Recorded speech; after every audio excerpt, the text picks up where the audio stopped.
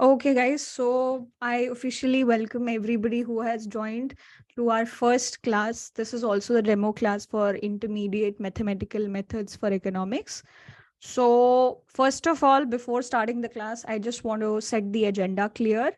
हमारा एजेंडा क्या रहेगा? हमारे टॉपिक्स को अच्छे से समझना. What is going to be our syllabus in detail. हम सिलेबस को समझेंगे, हम एग्जाम पैटर्न को भी समझेंगे.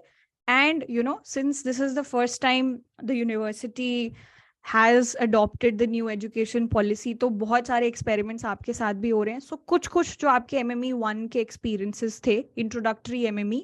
So we'll be talking about that and what we can do so that this thing doesn't get repeated and we are not panicking like last time. So उसके लिए हम क्या क्या कर सकते हैं, we'll be doing that. And then we will start off with one of our topic जो हमारा linear algebra unit है, उसको हम लोग start करेंगे. एंड लीनियर algebra का एक बहुत ही पॉपुलर सा टॉपिक है लियोन्टिफ सिस्टम, उसको हम लोग समझेंगे. ये हमारा एजेंडा रहने वाला है. किसी को किसी भी पॉइंट पे ऑडियो वीडियो या फिर जनरल क्वेरीज या कोई anything that you have, it's advisable because we have so many people. If it'll be good if you can just type in your query in the text and in the chat box, and I'll be happy to answer that. And if it still is not answered, you can unmute yourself, try to stay away from a very noisy place because it'll disturb everybody.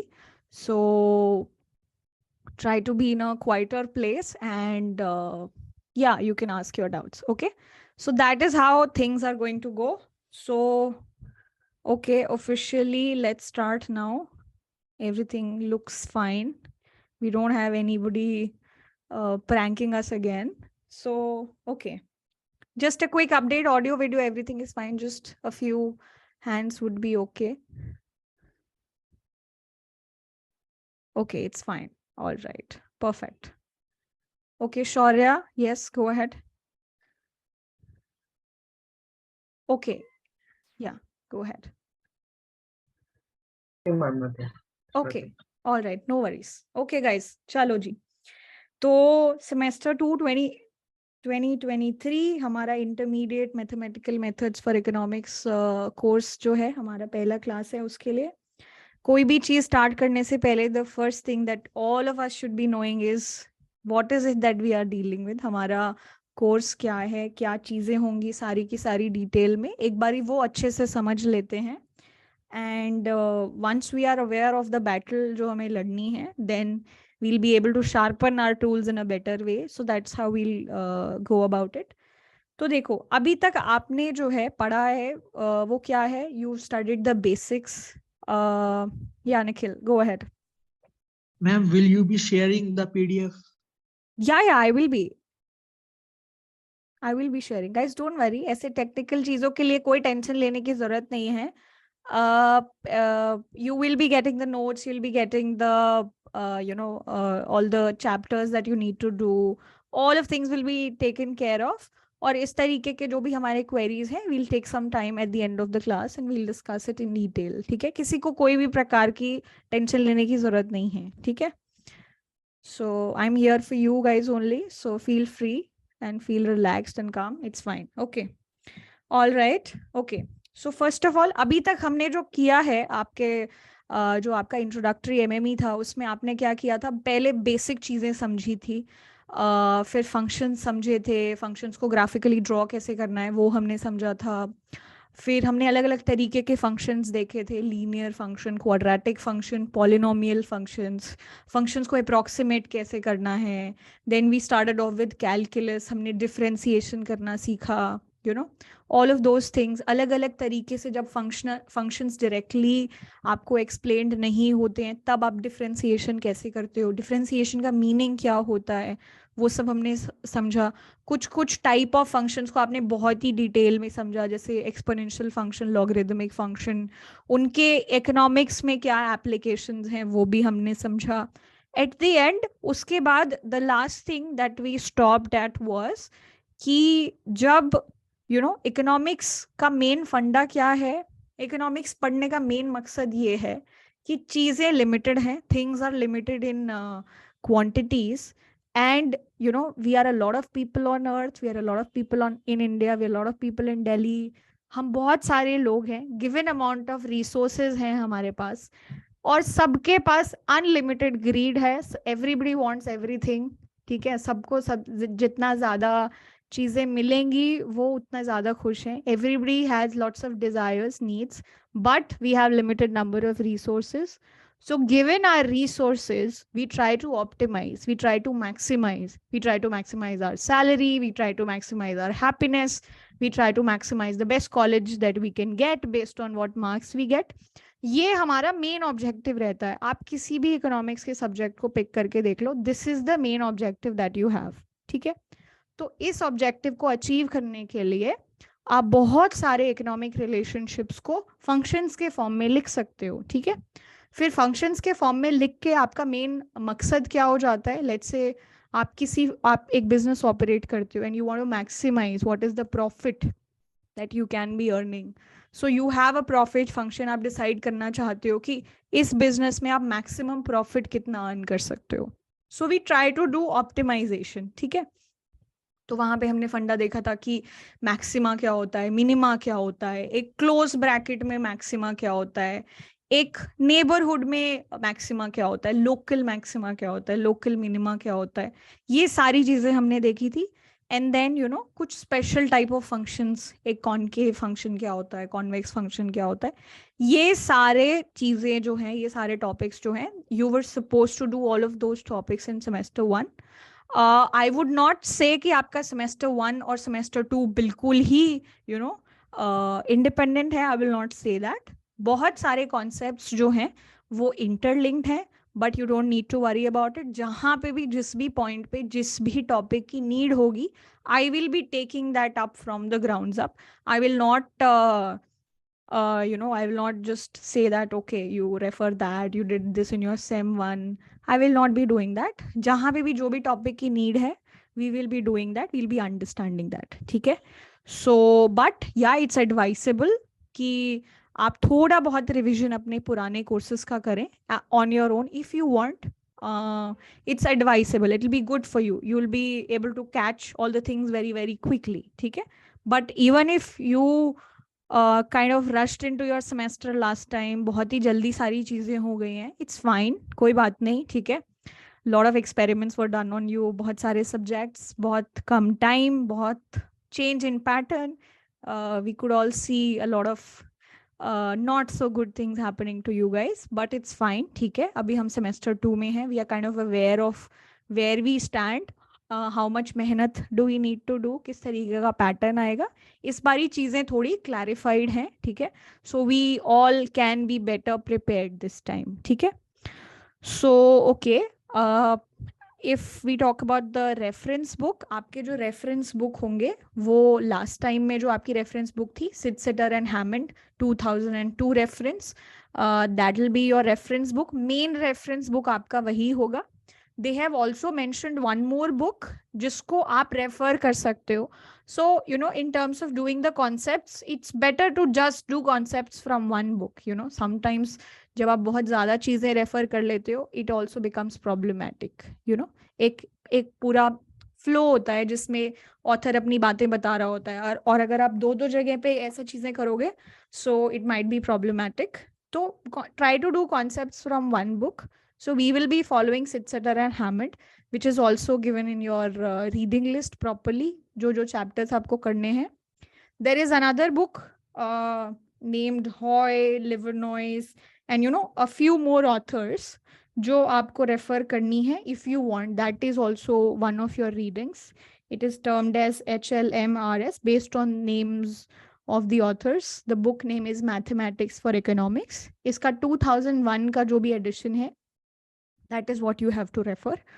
So one good thing that you could do is ये जो दूसरी book है इसको आप problems practice करने के लिए use कर सकते हो. ठीक है, so this can be used to practice problems, and this is anyways your main conceptual books और जिसके questions भी आपको cover करने हैं. ठीक है, okay, so that was our small bit about the book. आपके मेन जो टॉपिक्स हैं वो क्या होने वाले हैं, your entire syllabus is divided into 3 main units, ठीक है। काफी चेंज हुआ है सिलेबस, पहले MME 1 और MME 2 होता था। आप जब आपकी एंट्री हुई है उसके पहले MME 1 और MME 2 होता था। आपका इंट्रोडक्टरी, फिर इंटरमीडिएट और अब फिर एडवांस वर्जन भी होगा। So your entire syllabus has been broken down into 3 different parts. That is what has happened, ठीक है। So this is the second part of that.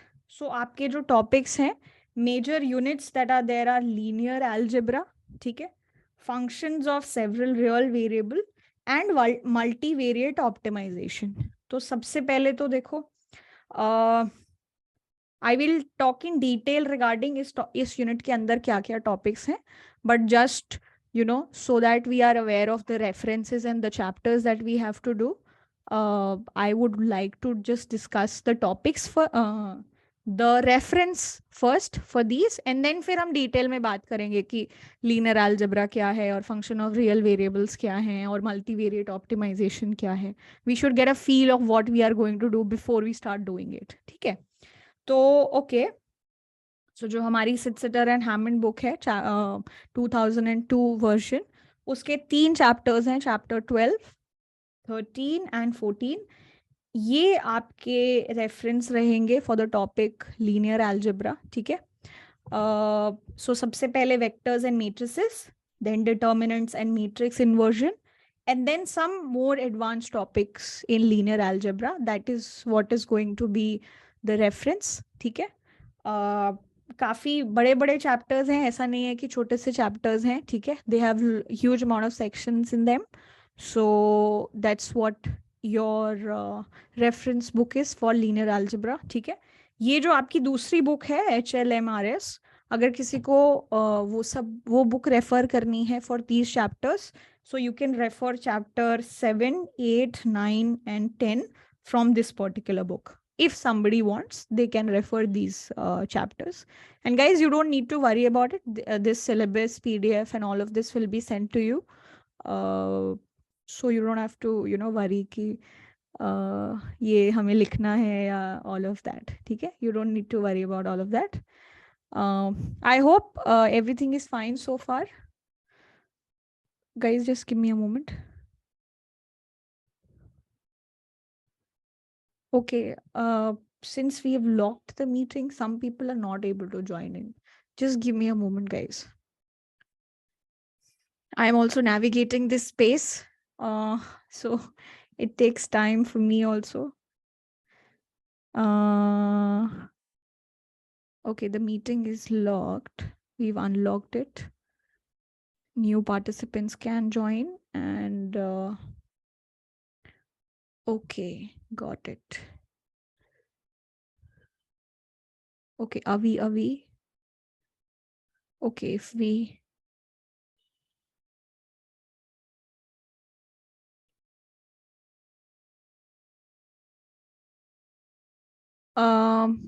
yeah, okay. All right, guys, I think everybody who wanted to join have entered the meeting. Okay. Sometimes technology is a boon and sometimes it's a bane. So one of the things. Okay, all right. ठीक है। सो हमारी जो unit है linear algebra, उसमें chapter 12, 13, 14 ये आपके main reference book के chapters हैं जो आपको करने हैं, ठीक है। एंड अगर किसी को और ज़्यादा डिटेल में कुछ भी चीज़ें पढ़नी है, some people want to go deeper into the topics, so you can refer these 4 chapters from this particular book that we have, ठीक है। ये हमारा फर्स्ट यूनिट है लीनियर अलजेब्रा, ठीक है। Close to 12 to 13 classes I've planned for this particular topic, ठीक है। उसके बाद आपका जो सेकेंड यूनिट है, that is guys, so far so good, everybody is able to understand everything. किसी को कोई क्वेश्चन तो नहीं है? All good so far? Okay, perfect. All good. All right. Okay. ठीक है जी। तो हमारा जो सेकेंड यूनिट है, that is functions of several real variables. अभी तक आपने जो आपका सेमेस्टर 1 था वहां पे क्या पढ़ा था कि function of one variable, so there is a y variable and there is a x variable, right. There is a x variable, different x values पे आप फंक्शन की वैल्यू फाइंड आउट करते हो, that becomes your y variable. So you studied functions in two variables. अब real world, real economy, it's not very simple that it can be just put in two variables. बहुत सारी चीजें हैं, बहुत सारे factors हैं जो एक दूसरे को अफेक्ट करते हैं. So we need to have a deeper understanding of what if we have functions of different variables, which in reality होता ही है, right? So उनके लिए, उनको समझने के लिए क्या क्या tools हैं, क्या क्या techniques हैं, वो सब हम लोग समझेंगे. So for this particular unit, our reference would be chapter 15 and 16 from again our book Sitzetter and Hammond. ये हमारे टॉपिक्स रहेंगे जो हमको कवर करने हैं, ठीक है. Again these are also huge chapters, 10 sections हैं, हर एक के अंदर काफी बड़े हैं, ठीक है. अगर किसी को और एक्स्ट्रा रेफरेंस चाहिए और ज्यादा डिटेल में कोई टॉपिक समझना है, so you can refer chapter 11 and 14 from the second book that we have. So from now onwards we'll just try to call this book Hoy. And so जो आपकी Hoy book है उसमें से आप chapter 11 and chapter 14 को refer कर सकते हो if you want more information on any of the topic जो आपके unit 2 में से आपको पढ़ना है, ठीक है. So that is something from unit 2, ठीक है. So functions of several variable and tools for comparative statics. Comparative statics क्या होता है और ये सब क्या होता है, I'll tell you all of that. So these words might feel very daunting कि ये सब क्या है, but you'll get used to it. I'll be explaining all the words and their meanings to you, ठीक है. चलो जी, तो ये हमारा है यूनिट नंबर 2, ठीक है. कोई डाउट है अभी तक, किसी को कोई दिक्कत किसी भी तरीके की? Ma'am, where did we get this book, Hoy, that you are talking about? So you can get it online. If you just try to do a quick Google search, you'll see that Ma'am, there. it's showing that it's worth 9,773 rupees. No. Okay, so guys, it's an open secret कि काफी सारे books के जो PDF versions होते हैं वो available हैं. If you're not able to find it, don't worry. I'll share it with everybody. Don't worry about that. Okay. Okay, ma'am. But yeah, if you just do a quick Google search, you will see. You don't have to. It'll be available. Just try it. I've also done the same. Okay. Okay. But even if you're not able to, it's fine. I'll share it with everybody. Okay. All right. So that is unit number 2. And okay, no doubts. No, ma'am, all clear. Okay, perfect. Thank you, guys. ऐसे आप बीच में review दे देते हो तो ऐसे लगता है कि सब सही है, वरना ऑनलाइन क्लासेस का सबसे बड़ा drawback is the lack of connection that we feel with each other. So we don't want that to happen. So I really appreciate everybody who's replying. Thank you. Okay, all right. ये हमारा unit 2 है जिसमें functions of several variables को हम लोग पढ़ेंगे, ठीक है. और हमारा जो फाइनल यूनिट है जिसमें सिर्फ एक ही चैप्टर है as the reference, that is multivariate optimization. So multivariate optimization is exactly the same version of doing optimization, finding maxima, finding minima, finding stationary points, जो पहले हम 2 वेरिएबल्स में स्टडी कर रहे थे, उसका एग्जैक्ट रेप्लिका है from function of 2 variable to function of multiple variables, ठीक है. कि जब आपके पास एक से ज्यादा वेरिएबल्स के फंक्शन है तब आप ऑप्टिमाइजेशन कैसे करो, राइट. क्योंकि रियल वर्ल्ड सिनेरियोस क्या होते हैं कि आपका एक बिजनेस है, आपके लेबर है, कैपिटल है, फिर कुछ इन्वेंट्री है, फिर कुछ और भी चीजें हैं, सबको एक साथ ऑप्टिमाइज करते हुए आपको क्या करना है, अपने बिजनेस में मैक्सिमाइज करना है प्रॉफिट को या फिर कॉस्ट को मिनिमाइज करना है. These are the real world problems that we face. So we need to be aware of all the tools that we will need to optimise. Optimise में मिनिमाइजेशन भी आ जाता है, मैक्सिमाइजेशन भी आ जाता है. तो जब आपके पास functions of more than 1 variable हो तब आप किस तरीके से ऑप्टिमाइजेशन करोगे, वो सब हम लोग चैप्टर हमारे यूनिट 3 में पढ़ेंगे, ठीक है. That is what we will be doing and the reference book for that will be your chapter 17, which is multivariate optimization, ठीक है.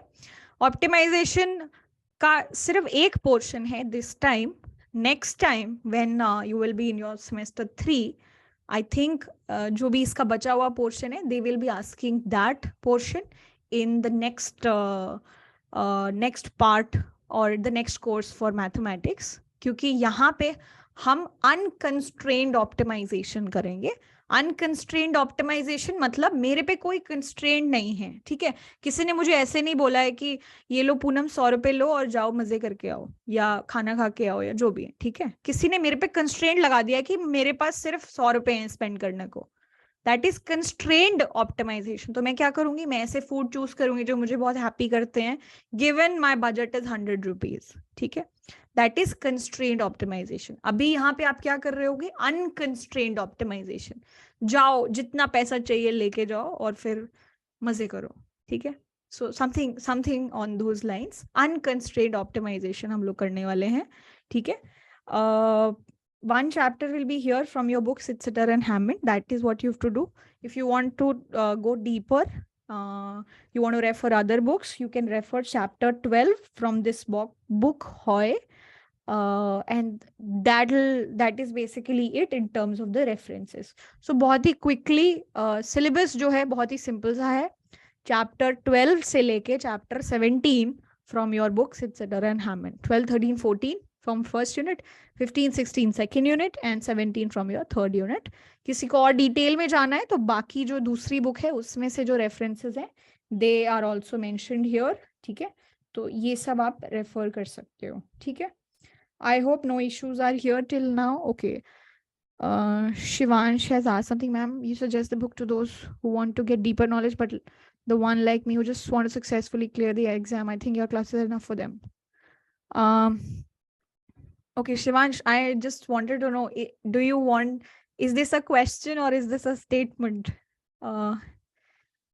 या किसी को अगर डीप में कुछ इन्फॉर्मेशन चाहिए, कुछ और ज्यादा पढ़ना है तो आप दूसरी बुक रेफर कर सकते हो. Otherwise what we will be doing is also kind of enough to get what you expect out of this semester. But guys देखो, आप कितना भी हेल्प ले लो, आप कितनी भी क्लासेस ले लो, एक चीज होती है कि आप जब तक it's a math course, right. जैसे लिटरेचर वाले कोर्सेज होते हैं जहाँ पे डिस्कशन करके चीज़ें बहुत अच्छे से हो जाती हैं और आपको अलग से कुछ ज़्यादा मे बी ना करना पड़े. But it's a maths course, जो आपके जनरली स्टैट्स कोर्स भी है वो भी एक मैथमेटिकल कोर्स है. तो आपको कॉन्सेप्ट समझ में आ जाएंगे, क्वेश्चन सॉल्व कैसे करना है वो भी आ जाएगा. बट जब भी आप चीज़ों के एप्लीकेशन के बारे में बात करते हो तो the more practice you do, क्योंकि देखो एक होता है कि मेरे पास क्वेश्चन है, मैंने क्वेश्चन देख लिया कि ओके अब ये किया, अब ये किया, अब ये किया, आपको सब समझ में आ जाएगा कि क्या किया, कैसे किया. बट जब आप पेपर में जाते हो, क्वेश्चन, आपको सिर्फ क्वेश्चन दिखता है, nobody is giving you the answer. So you have to start thinking from there कि मैं कहाँ से स्टार्ट करूं, फिर मैं कहाँ पे आऊं, राइट, फिर मैं कैसे उसको स्टेप्स को आगे बढ़ूं. तो I would highly recommend everybody कि आप स्टार्टिंग से ही, so what you can do is, so the classes will be enough, but आप कॉन्सेप्ट समझो. हम क्वेश्चंस की भी प्रैक्टिस किया करेंगे, आप उसको भी समझो. बट कभी भी कोई भी क्लास किसी भी तरीके की, आप चाहे if you join any class of your choice, these classes can never be a replacement for your own study, ठीक है. अगर आपका गोल है कि सिर्फ मेरे को पास ही होना है और ठीक है something like that, those things can still be done. But हमेशा कोई भी क्लास, किसी भी तरीके की क्लास आपके सेल्फ स्टडी का रिप्लेसमेंट हो ही नहीं सकती है, ठीक है. So I just wanted to make that thing clear. But हाँ, ठीक है, classes would be very good for conceptual understanding, questions practice, doubt solving, अलग अलग तरीके के questions हम लोग करेंगे. But I expect that you should also be doing the practice along we go, ठीक है. जो topics हम लोग करते रहेंगे, आप उसके questions solve करते रहो, उसके doubts हम लोग regularly solve करेंगे. We've kept a 2.5 hour session for each class. 2.5 hour पढ़ना तो बहुत मुश्किल हो जाता है. So close to 1.5 hour we'll be doing concept, rest 1 hour we'll be doing problems. So उस format में classes चलेंगे, ठीक है. So yeah, that is what I wanted to make clear. किसी को कोई भी doubt है so far? Any kind of doubt, anything? Okay, सब बढ़िया है, thank you. Perfect. Okay जी, चलो. अब आपका एग्जाम पैटर्न क्या होने वाला है? You know, unlike last time, they said कि आपका पेपर होगा 90 marks का suddenly, and then it was for 75 marks, and then you know everybody was just shocked कि ये क्या हो गया है हमारे साथ, ठीक है? But this time, hopefully, nothing like this will be happening, because the university is also taking lessons from what has happened, and you know they also are under a lot of pressure, because students also don't want this, parents also don't want this, teacher also don't want this, nobody wants this. So इस बार इन्होंने जो pattern है वो काफी detail में अच्छे से समझाया है. आपका जो पेपर है वो मेनली 3 सेक्शंस में डिवाइडेड होगा, part A, part B and part C, ठीक है? हर पार्ट में हर यूनिट से क्वेश्चंस आने वाले हैं, ठीक है? ऐसा नहीं है कि एक पार्ट में एक ही पर्टिकुलर या कोई स्पेसिफिक यूनिट आएगी. Every part will have questions from each of the units, unit 1, unit 2 and unit 3, ठीक है? और you know between parts you can have varying degree of difficulty. So ऐसा हो सकता है कि पार्ट ए थोड़ा easy हो, पार्ट बी थोड़ा और difficult हो, पार्ट सी थोड़ा और like the degree of difficulty keeps increasing. That is what can happen, ठीक है? First section जो है, first part है, it will be for 40 marks. You will have to attempt 5 questions. Each will be carrying 8 marks. So that is the first thing. Second, part B and part C में 10 marks के questions होंगे. 3 questions you will have to do 10 marks each. 2 questions here you will have to do 10 marks each. ठीक है? किस तरीके की choices होंगी? They have not mentioned it. But you know there should be I mean there should be choices. ऐसा usually नहीं करते हैं कि बहुत ही सारी चीज़ें compulsory कर दें, ठीक है? That is not what happens. So this will be your exam pattern. पहली बात तो 70 + 20 basically 90 marks का पेपर होगा आपका. और ये जो वेटेज है आपके अलग अलग यूनिट्स की, that will be you know all the units will be carrying equal weightage. So if your paper is for 90 marks, close to 30 marks will be assigned to each of the units, ठीक है? So ऐसा नहीं है कि you know कोई ज़्यादा important unit है, कोई ज़्यादा कोई कम important unit है. All the units are carrying equal weightage, so 30 marks each. So this is basically the weightage that we have, and this is basically the pattern that we have, ठीक है? इस बार you know since from last time we were trying to see कि पहले क्या आता था, उसके हिसाब से हम एक्स्ट्रापोलेट कर रहे थे या प्रिडिक्ट कर रहे थे, करने की कोशिश कर रहे थे कि क्या होने वाला है. But you know by looking at the paper you can expect any kind of question, you can expect proofs also. So we will be doing everything, will not leave anything you know under the expectation कि ये तो नहीं ही आएगा, ठीक है?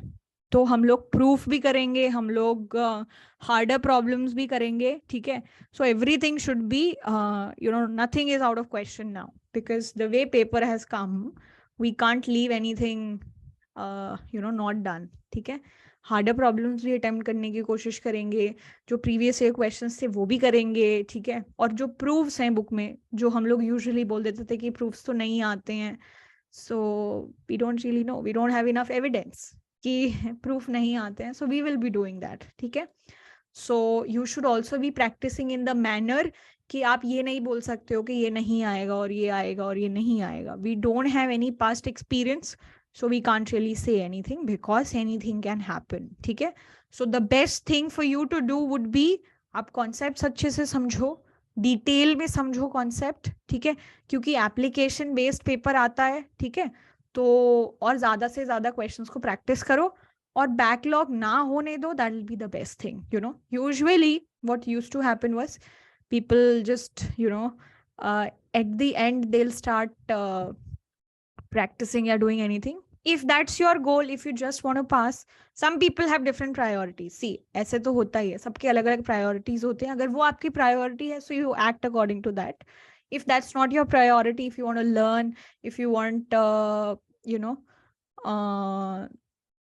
if you want to maybe have a greater knowledge for this particular course, so it's a recommendation कि आप regularly सारी चीजें करते रहो, ठीक है?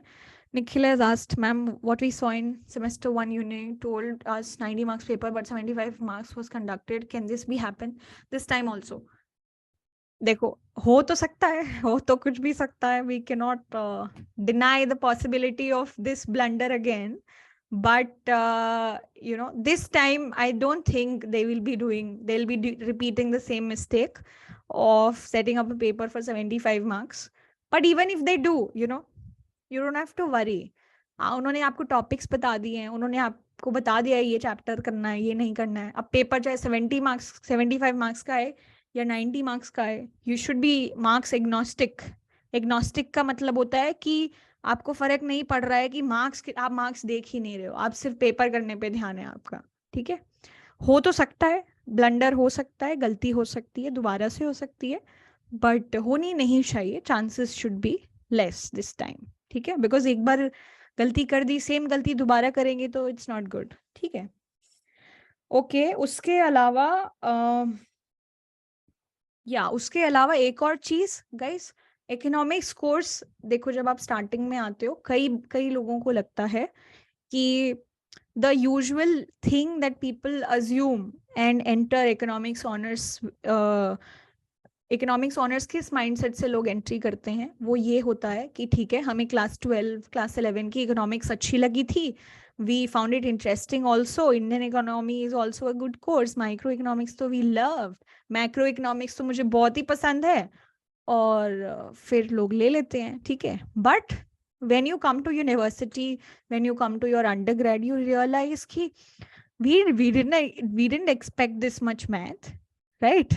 So हमने तो expect नहीं किया था कि इतना math होने वाला है.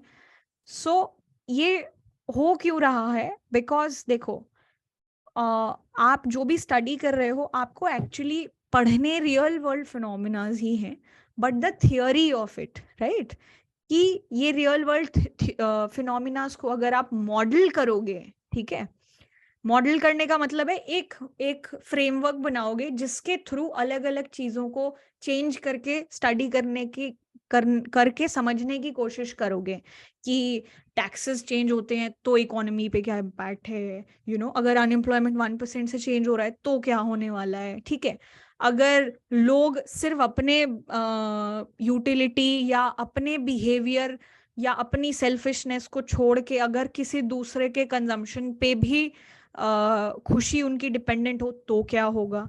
सो अलग अलग तरीके के सेटिंग्स को हमें समझना होता है. ठीक है, सो मैथ जो होता है, math becomes a tool for being able to understand all of these things. ठीक है, so if you are of this opinion कि ओके सिर्फ मैथ्स अभी होगा और फिर हमें फिर और मैथ्स नहीं करना है, that is not what is going to happen. Let me burst this bubble of yours if some of you are still in that. So maths जो है, math is like the language with which you will be understanding everything. So maths आपका अभी भी रहेगा, आपके हर semester में maths रहेगा, economics के हर सब्जेक्ट में, चाहे आप वो मैक्रो ले लो, चाहे वो माइक्रो ले लो. ठीक है, चाहे वो आप डेवलपमेंट इकोनॉमिक्स ले लो, चाहे आप स्टेटिस्टिक्स ले लो, चाहे आप इकोनोमेट्रिक्स ले लो, आप कुछ भी ले लो, हर जगह आपको मैथ्स तो रहने ही वाला है. ठीक है, सो अगर अब किसी चीज से अगर आपको जंग लड़नी ही है तो यू कांट क्वेश्चन कि why is this my enemy, right. अब ठीक है, अब हम लोग हैं इकोनॉमिक्स ऑनर्स में, some of you might be loving math, some of you might not be very okay with that, but ये ऐसे ही रहेगा. The faster we accept this fact, हम लोग फिर ज्यादा क्रिब नहीं करेंगे and will just try to accept. फिर अब एक कंस्ट्रेन्ड ऑप्टिमाइजेशन करेंगे कि given I have maths in economics, what is the best that I can do. ठीक है, so first of all please accept this, you are going to have mathematics everywhere, so it makes sense for you to understand mathematics एक deeper level पे, एक अच्छे तरीके से, and not just for the sake of passing exam. You can do that also, but जब आपका intermediate micro आएगा, फिर वहां पे भी आप optimization करोगे, फिर बोलोगे ये फिर से आ गया. ठीक है, फिर आप मैक्रो पढ़ोगे, फिर वहां पे डिफरेंशियल इक्वेशंस आएंगी, फिर बोलोगे ये फिर से आ गया. ठीक है, क्योंकि you are always going to see this. So yeah, that's just one thing that I wanted to say. Okay, Nikhil is saying, ma'am, I'm from engineering science background. Please consider that I don't know anything about economics or commerce, but I'm comfortable with maths till now. Okay, so guys, just for those of you who might be feeling like they don't know any economics or anything, I also didn't had economics in my class 12 and class 11. So it was during the undergraduation that I started studying economics. I was exactly of your same thinking ki, you know, maybe I am at some disadvantage because I have no idea what economics is, और सबको पता है और सबको national income accounting आती है और सबको सब कुछ आता है और मुझे तो कुछ भी नहीं आता है. After a point of time, you'll realize कि, you know, if you are from PCM, you know, not having that knowledge is, I think, in a better, एक अच्छा तरीका है, क्योंकि आपको कोई prior knowledge नहीं है, आप सब, you start everything afresh. ठीक है. So जिन्होंने economics पढ़ी है, it's not like it's a disadvantage. Everybody is on the same pedestal. सारी चीजें उसी तरीके से ही पढ़ाई जाएंगी और आपको लेनी भी उसी तरीके से है. And let me just burst this thing again कि किसी को कोई टेंशन लेने की जरूरत नहीं है कि आपने इकोनॉमिक्स नहीं पढ़ा है. ठीक है. इंडियन इकोनॉमी होती है, माइक्रो होता है, स्टैट्स होता है. स्टैट्स आप पढ़ चुके हो, मैक्रो आप अभी पढ़ लोगे, और माइक्रो जो है वो थोड़ी बहुत तो आपने पढ़ ही ली है, और मैथ तो मैथ होता ही है. सो कोई किसी भी डिसएडवांटेज पे नहीं है. So you know, don't ever feel that. PCM जो लोग लेते हैं, जो साइंस बैकग्राउंड से होते हैं, वो वैसे भी थोड़े मैथमेटिकली, उनको मैथ्स से थोड़ा स्ट्रांग होता है, क्योंकि फिजिक्स में भी मैथ्स पढ़ा होता है, केमिस्ट्री में भी थोड़ा बहुत कुछ, नॉट टेक्निकली मैथ्स बट, और मैथ्स में तो मैथ्स होता ही है. तो आप थोड़े मैथ्स से और ज्यादा फेमिलियर हो. So this turns to your advantage. ठीक है. जिन्होंने मैथ्स नहीं भी किया है, try to be more and more comfortable with mathematics, because it will be used in every subject that you pick. और अब तो थोड़ा बहुत आपको पता भी चल गया होगा, because you have also done your semester 1. so micro में भी मैथ्स था, फिर stats में तो मैथ्स था ही, और फिर मैथ्स में तो मैथ्स था ही, और ऐसे ही ये सेम सिचुएशन होने वाली है. ठीक है. so okay guys, so far so good. We are all good. Any doubts? Okay, perfect. ठीक है. Good good. ऐसे स्टार्टिंग में ये सारी चीजें क्लियर हो जाएं तो अच्छा रहता है. So you know, don't worry about all of this.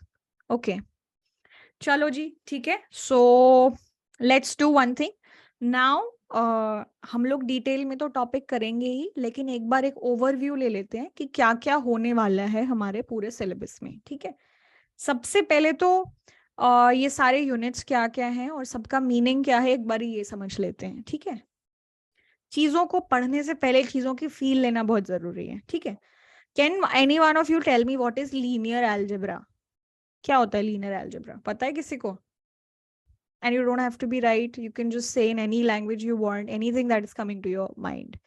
So either you can put your answer in chat, or if you want to speak up, you can do that also. Single variable problems. Okay. In simple vector. Okay. Algebra of degree 1. Okay. सब technical answer दे रहे हैं, कोई simple भाषा में नहीं समझा रहा है. Algebra, yeah, but you guys are absolutely right. Zoom user. Okay, who's Zoom user? Study of linear combinations. Okay, that makes sense. Yeah. Straight line related algebra. Yeah, that's nice. Simple relationship between two variables. Okay. Okay, everybody is close to where we want to be. So that's good. Dekho ji. Okay, perfect. Very nice. I'm so glad you guys are answering it. Proportionate relationships. Okay. Okay. ठीक है. तो देखो, अब जो है basic फंडा समझते हैं. लीनियर अलजेब्रा का मतलब है, नाम में आ गया लीनियर. ठीक है. सो कोई एक लीनियर इक्वेशन होगी. सो whosoever said linear algebra degree 1 linear relationship, everybody is right in what they've answered. So that's fine. ठीक है. लीनियर अलजेब्रा, सो बेसिक फंडा लीनियर अलजेब्रा का क्या है, वो किसी भी डिसिप्लिन में हो सकता है. हम बिकॉज इकोनॉमिक्स पढ़ रहे हैं तो हम उसको उससे रिलेट करने की कोशिश करेंगे. जब भी हम कोई भी एक फिनोमेना को स्टडी करते हैं, बहुत सारे रिलेशनशिप्स होते हैं जो कोई एक फिनोमेना को गवर्न कर रहे होते हैं, राइट? कि आपका कंजम्पशन सो एंड सो चीज पे डिपेंडेंट है, आपकी इन्वेस्टमेंट सो एंड सो चीज पे डिपेंडेंट है, आपकी इनकम सो एंड सो चीज पे डिपेंडेंट है। तो बहुत सारे रिलेशनशिप होते हैं जो कोई भी एक इवेंट या फिनोमेना को गवर्न करते हैं, ठीक है? जब सिंपल चीजें होती थी, दो वेरिएबल होते थे, दो इक्वेशंस होती थी, you know when you used to have things like this कि 2x + 3y = 10, ठीक है? And let's say 4x + 2y = 5। जब तक इतने प्यारे प्यारे और सिंपल से रिलेशनशिप्स होते थे, तब तक हमें कुछ एडवांस चीजों पे जाने की जरूरत नहीं होती थी, right? But when you start having more and more variables in your system, ठीक है, जब आपके पास कंजम्पशन भी है, इन्वेस्टमेंट भी है, सेविंग भी है, बहुत सारी चीजें, इनकम भी है, जब बहुत सारे रिलेशनशिप्स और बहुत सारे वेरिएबल्स एक साथ आ जाते हैं, तो यू नो आपका सिस्टम थोड़ा कॉम्प्लेक्स होता जाता है। उस कॉम्प्लेक्सिटी के साथ वो सारे लीनियर रिलेशनशिप्स को अगर आप एक साथ स्टडी करते हो, so that comes under the study of linear algebra. So आपका basic main unit of study क्या है? You have multiple variables and you have multiple equations. When you study such a system together, that is linear algebra. तो उसके अंदर आप क्या क्या पढ़ते हो कि बहुत सारा सिस्टम ऑफ लीनियर इक्वेशंस क्या क्या है, वेक्टर क्या होता है, ठीक है, वेक्टर का मतलब क्या होता है, वेक्टर का ग्राफिकली क्या मीनिंग होता है, ठीक है, कुछ कुछ और टेक्निकल नए नए डेफिनेशंस हैं, स्केलर प्रोडक्ट क्या होता है, ठीक है, matrix. many of, I think almost everybody is required to have class 12 mathematics to take up economics honors. So I'm assuming you might have heard of the term matrix, क्योंकि आपके class 12 में आपने matrix पढ़ा होगा, matrix को solve करना कैसे होता है वो सब भी आपने पढ़ा होगा। Am I wrong in assuming that? Scalar product is simple, yeah. So matrix आपने पढ़ा होगा क्लास 12 में। तो मैट्रिक्स इज लाइक ये जो सारी लीनियर इक्वेशंस हैं उनके कोएफिशिएंट्स को इकट्ठा करके एक पर्टिकुलर सेट फॉर्मेट में हम लोग रख दें तो उसको मैट्रिक्स बोलते हैं। फिर मैट्रिक्स के अलग अलग ऑपरेशंस होते हैं, एडिशन, सब्ट्रैक्शन, मल्टीप्लिकेशन, ये सब अभी आपने लाइक काफी लोगों ने किया होगा, काफी लोगों ने कोई बात नहीं किया, तो हम लोग सारी चीजें करने ही वाले हैं। तो मैट्रिक्स क्या होती है, फिर मैट्रिक्स का अलजेब्रा क्या होता है, राइट? जैसे सम सब्ट्रैक्शन, मल्टीप्लिकेशन, सारी चीजें होती हैं, सेम ऑपरेशंस आप मैट्रिक्स के साथ कर सकते हो, उनको करने के रूल्स थोड़े अलग अलग हैं, ठीक है? तो आप वो सब स्टडी करते हो। फिर और अलग अलग से यू नो जैसे जैसे मैथ्स डेवलप हो रहा होता है, आप नए नए कॉन्सेप्ट्स को इंट्रोड्यूस करते हो। तो ट्रांसपोज क्या होता है, ठीक है, डिटर्मिनेंट क्या होता है, डिटर्मिनेंट निकालते कैसे हैं, इनवर्स ऑफ अ मैट्रिक्स क्या होता है, क्या कोई जनरल फॉर्मूला है उसको निकालने का, ठीक है, और भी कुछ कुछ रूल्स हैं जिसकी मदद से आप इनवर्स निकाल सकते हो। तो ये सारे जो टॉपिक्स हैं ये हम लोग लीनियर अलजेब्रा के अंडर पढ़ने वाले हैं, ठीक है? There is a question, ma'am, how is linear algebra connected with matrices and vectors? Okay, yes Kanak, so vectors और matrices ये कुछ concepts हैं जो define किए गए हैं ताकि हम system of linear equations को, because बहुत सारे variables और बहुत सारी equation है, उसको easy way में अगर हमको study करना है तो वहां पे ये सब हमारा linear algebra जो है applicable होता है। अब कैसे होता है, क्या होता है, वो हम आज की ही क्लास में देख लेंगे when we will study the Leontief model, so we will understand where is all of this applicable, ठीक है? सो लीनियर अलजेब्रा को स्टडी करने के जो बेसिक यूनिट्स हैं वो हमारे वेक्टर्स और मैट्रिसेस हैं, ठीक है? सो ये आप वेक्टर्स पढ़ोगे अपने टॉपिक्स के अंदर, मैट्रिसेस एंड देयर ऑपरेशंस वो भी हम लोग पढ़ेंगे, एंड कुछ एडवांस टॉपिक्स हैं लीनियर अलजेब्रा के जो शायद आपने अभी तक ना पढ़े हो। This might be the first time that you will be hearing about it. Is क्या इक्वेशंस लीनियरली इंडिपेंडेंट हैं, एक मैट्रिक्स की रैंक क्या होती है, ठीक है, आइगन वैल्यूज क्या होते हैं, डायगोनलाइजेशन क्या होता है, सिमेट्रिक मैट्रिसेस से रिलेटेड कुछ थ्योरम्स। सो ये सारे topics I am sure, I am assuming, and it's a good assumption to have, that you guys have not heard about it. So ये सब भी हम लोग करने वाले हैं. So कुछ कुछ चीजें आपको familiar लग सकती हैं जो आपने क्लास 12 में करी हुई हैं, कुछ चीजें आपके लिए नई होंगी. ठीक है. So that is the entire thing that we will be discussing in our unit 1, which is linear algebra. ठीक है. ये हमारा linear algebra का टॉपिक्स रहने वाला है. ठीक है. एनी डाउट सो फार एनीबडी? किसी को कोई डाउट है, कोई क्वेश्चन है, कोई बोर हो रहा हो?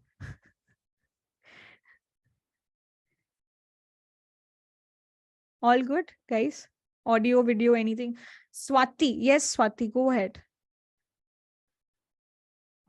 Ma'am, actually, there was one query at the back of my mind. So Yes. I haven't done vectors in my class 12 ठीक है. because I have applied maths. So would it be like? No, nothing. we'll do it It's fine. Vector is just a matrix, and even if we don't know matrix, it's fine. I will not be assuming any prior knowledge. Yeah, matrices I know, but I know nothing about vectors actually. Vector is just a matrix with a very specific what is it called? n cross m होता है ना, तो इसमें एक value अगर आप 1 कर दो तो वो मैट्रिक्स वेक्टर बन जाती है. Don't worry, we'll do it fine. Okay guys, ठीक है. किसी को टेंशन लेने की जरूरत नहीं है. प्रायर नॉलेज तो कोई बात नहीं, अब हम फ्रेश स्टार्ट कर रहे हैं. ठीक है. एंड गाइज, किसी को भी ऐसे किसी भी पॉइंट पे लगता है कि maybe we are going too fast, I am not just talking about today's class, today is just an introductory class. किसी को किसी भी पॉइंट पे लगता है कि I am not able to understand this, या maybe I need some more information on some topic, feel free to call me or text me. I would be more than happy to help you out with that. ठीक है. चलो जी, तो आगे बढ़े फिर. हमारे unit 2 में देखें क्या है.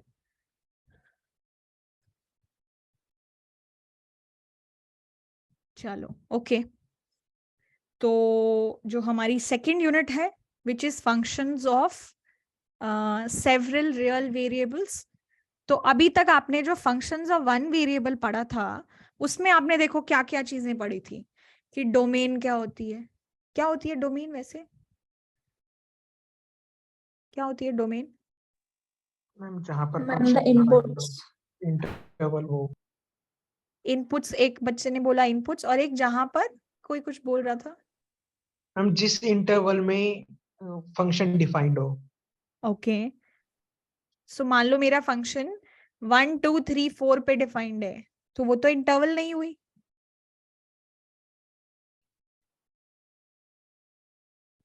Precising set of permissible inputs for x. Yes. Yeah, so all of you are right. So जो पॉसिबल x वैल्यूज के लिए आपका फंक्शन कोई एक मीनिंगफुल वैल्यू लेता है, set of all possible values of x, जहां पे आपका फंक्शन एक मीनिंगफुल आंसर देता है. ऐसा नहीं होना चाहिए कि वो समथिंग बाय 0 इनफाइनाइट आंसर दे रहा है. इस तरीके के आंसर्स नहीं होने चाहिए. अगर आपका फंक्शन किसी भी x वैल्यू पे वैलिड आंसर दे रहा है, तो वो आपके डोमेन का पार्ट होगा. Domain is set of all possible values of x which are allowed and which give a meaningful value to your function. ठीक है. सो कोई इंटरवल जिस पे आपका फंक्शन डिफाइंड है, या all the permissible inputs that are needed, वो सारे basically that is basically a definition of domain. ठीक है.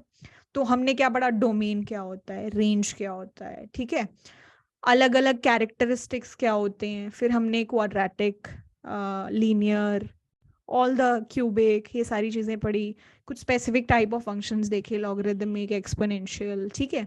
हमने स्लोप, ग्राफिकली स्लोप का क्या मीनिंग है वो देखा. डेरिवेटिव निकालने के लिए कैसे कैसे तरीके हैं. इसीलिए इन्फिनिटी के आगे या पीछे ओपन इंटरवल होता है.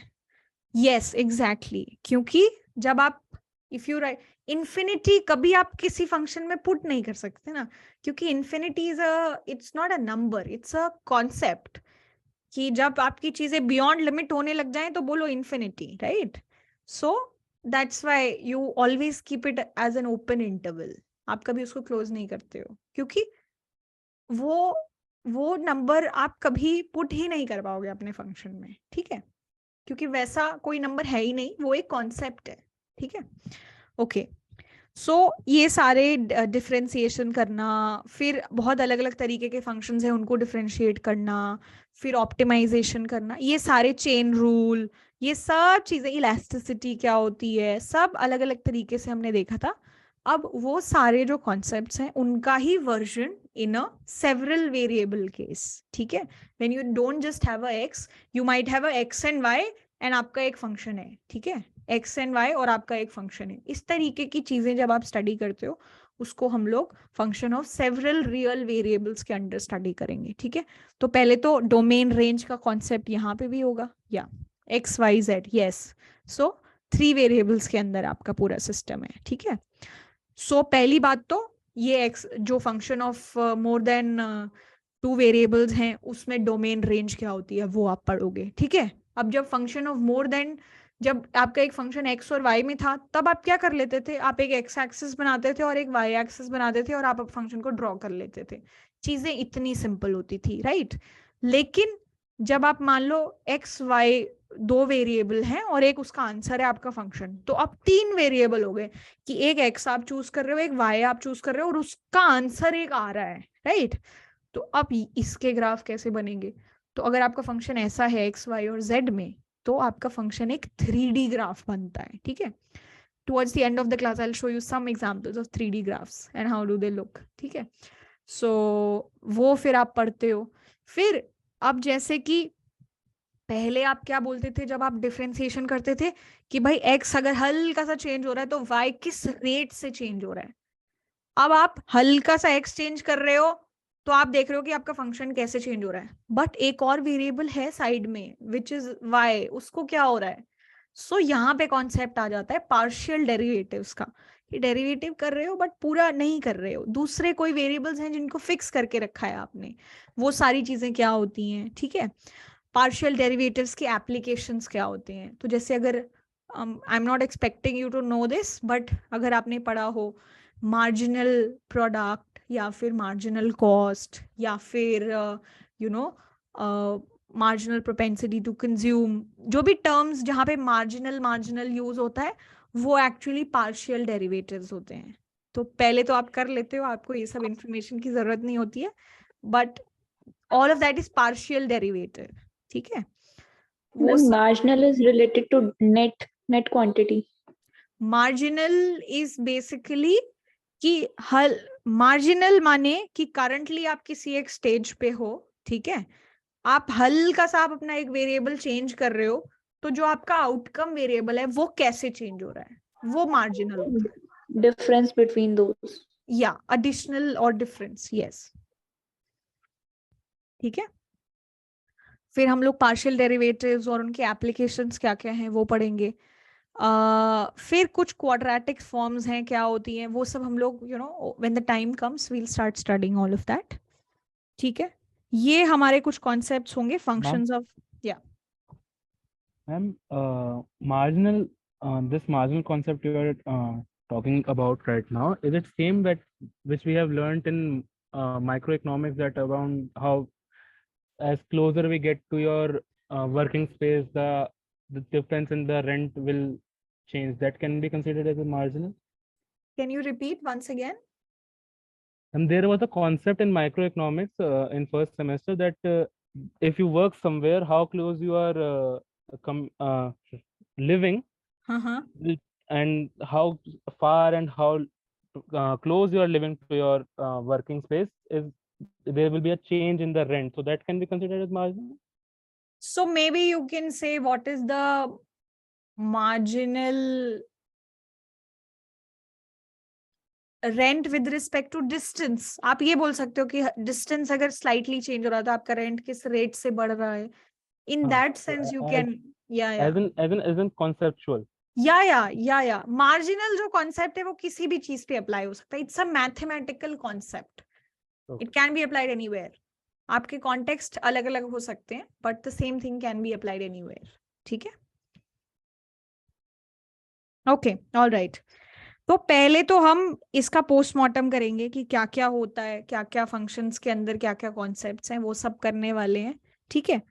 फिर एक कॉन्सेप्ट आता है कंपैरेटिव स्टैटिक्स का, तो कंपैरेटिव स्टैटिक्स का मतलब होता है कि दो स्टैटिक सिचुएशंस हैं, ठीक है, और उन दोनों सिचुएशंस को आप कंपेयर कर रहे हो, ठीक है। एज एन एग्जांपल, मान लो कि आप कोई एक प्रोडक्ट है, लेट्स से एक पेन है, ठीक है, पेन का प्राइस है मान लो 2 रुपीज, ठीक है, और एक ये सिचुएशन हो गई, और एक सिचुएशन है कि सेम पेन है और अब पेन का प्राइस है 1 रुपी। आप इन दोनों सिचुएशंस को कंपेयर करना चाहते हो, ठीक है, ये एक स्टेबल सिचुएशन है, ये भी एक स्टेबल सिचुएशन है, और आप इन दोनों सिचुएशन को कंपेयर करना चाहते हो, ठीक है। स्टैटिक्स मतलब चीजें स्टेबल हो चुकी हैं, स्टैटिक है, things are not moving, they are fixed, and you want to compare between those two situations, उसको हम लोग बोलते हैं कंपैरेटिव स्टैटिक्स, ठीक है। माइक्रो इकोनॉमिक्स में, मैक्रो इकोनॉमिक्स में हम लोग बहुत ज्यादा इंटरेस्टेड होते हैं ये सब चीजों को समझने के लिए, कि मान लो भाई कि अगर पेन का प्राइस 2 है तो क्या सिचुएशन है, तो कोई एक डिमांड होगी पेन की, ठीक है। फिर जब पेन का प्राइस 1 रुपीज से फॉल हो जाएगा तो हम देखना चाहते हैं कि डिमांड कैसे चेंज हो रही है, ठीक है। So between these two situations, we want to understand what is the change in demand, right? या what is the increase in demand या fall in demand, whatever it is. ये सब तरीके की चीजों में हम बड़ा इंटरेस्टेड होते हैं। तो हमें ये सब चीजों को कंपेयर करने के लिए जो जो भी इंपॉर्टेंट चीजें चाहिए, जो भी टूल्स चाहिए, वो हम लोग पढ़ने वाले हैं under the topic tools for comparative statics, ठीक है।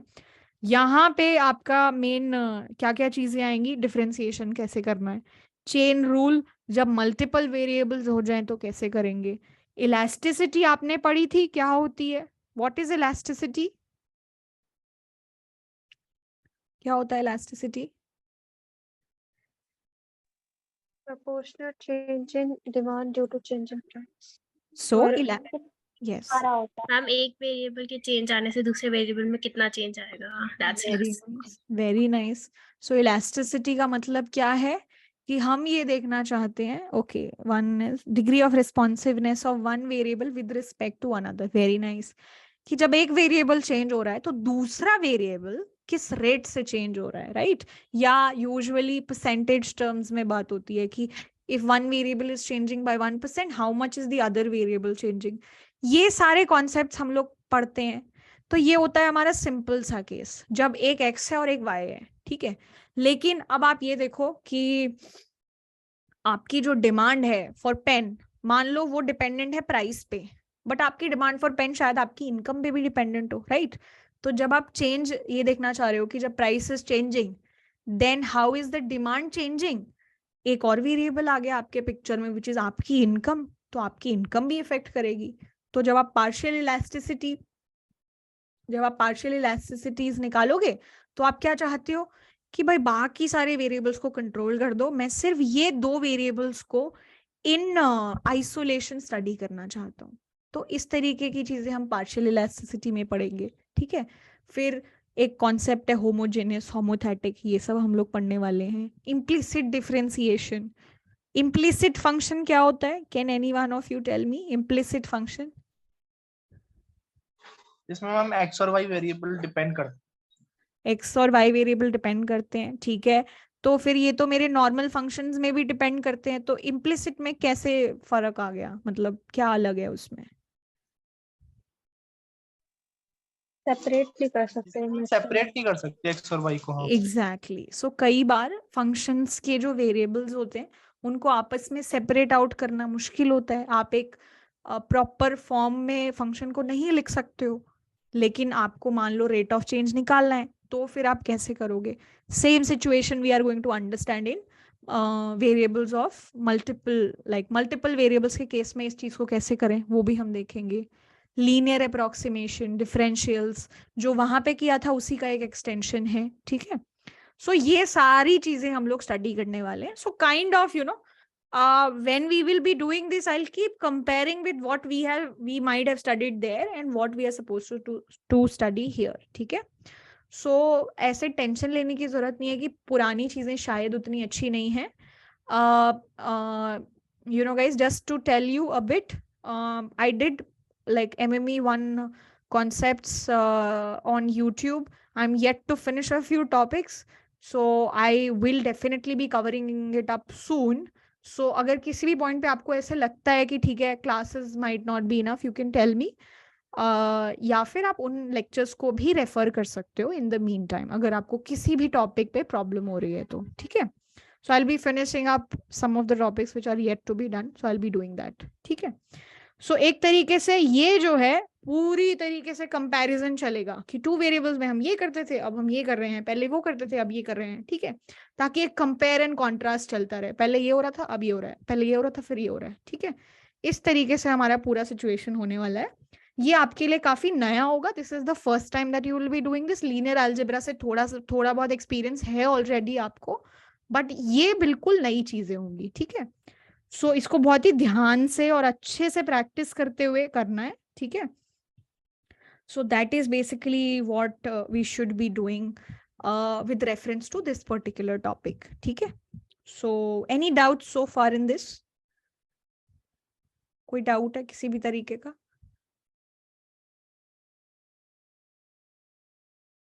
Okay, no doubts. Nope, no. सब all clear. Okay. ठीक है, चलो. So quickly हम लोग अपना यूनिट 3 को भी एक बारी थोड़ा सा डिस्कस कर लेते हैं, ठीक है. And then we can just take a quick 10 minutes break for everybody, and then when we'll rejoin, we will start talking about one of the concepts that we are supposed to do in this particular lecture, ठीक है. Okay, guys, audio, video, everything is fine. I hope nobody is having any issues with it. Okay, all right, perfect. चलो जी, अब देखो functions of multiple variables समझ लिया, सब बढ़िया, perfect, बहुत ही बढ़िया, ठीक है. तो functions of multiple variables समझ लिया हमने. अब हमारा जो पूरा सिचुएशन है, हमारा तो काम ही क्या है इकोनॉमिक्स में? Limited resources, people with infinite greed, wishes, desires, we want all of it. हमको ज्यादा पैसे चाहिए, ज्यादा खुशियां चाहिए, ज्यादा बड़ी गाड़ी चाहिए, बड़ा घर चाहिए. We want to rule the world and all of these things everybody wants.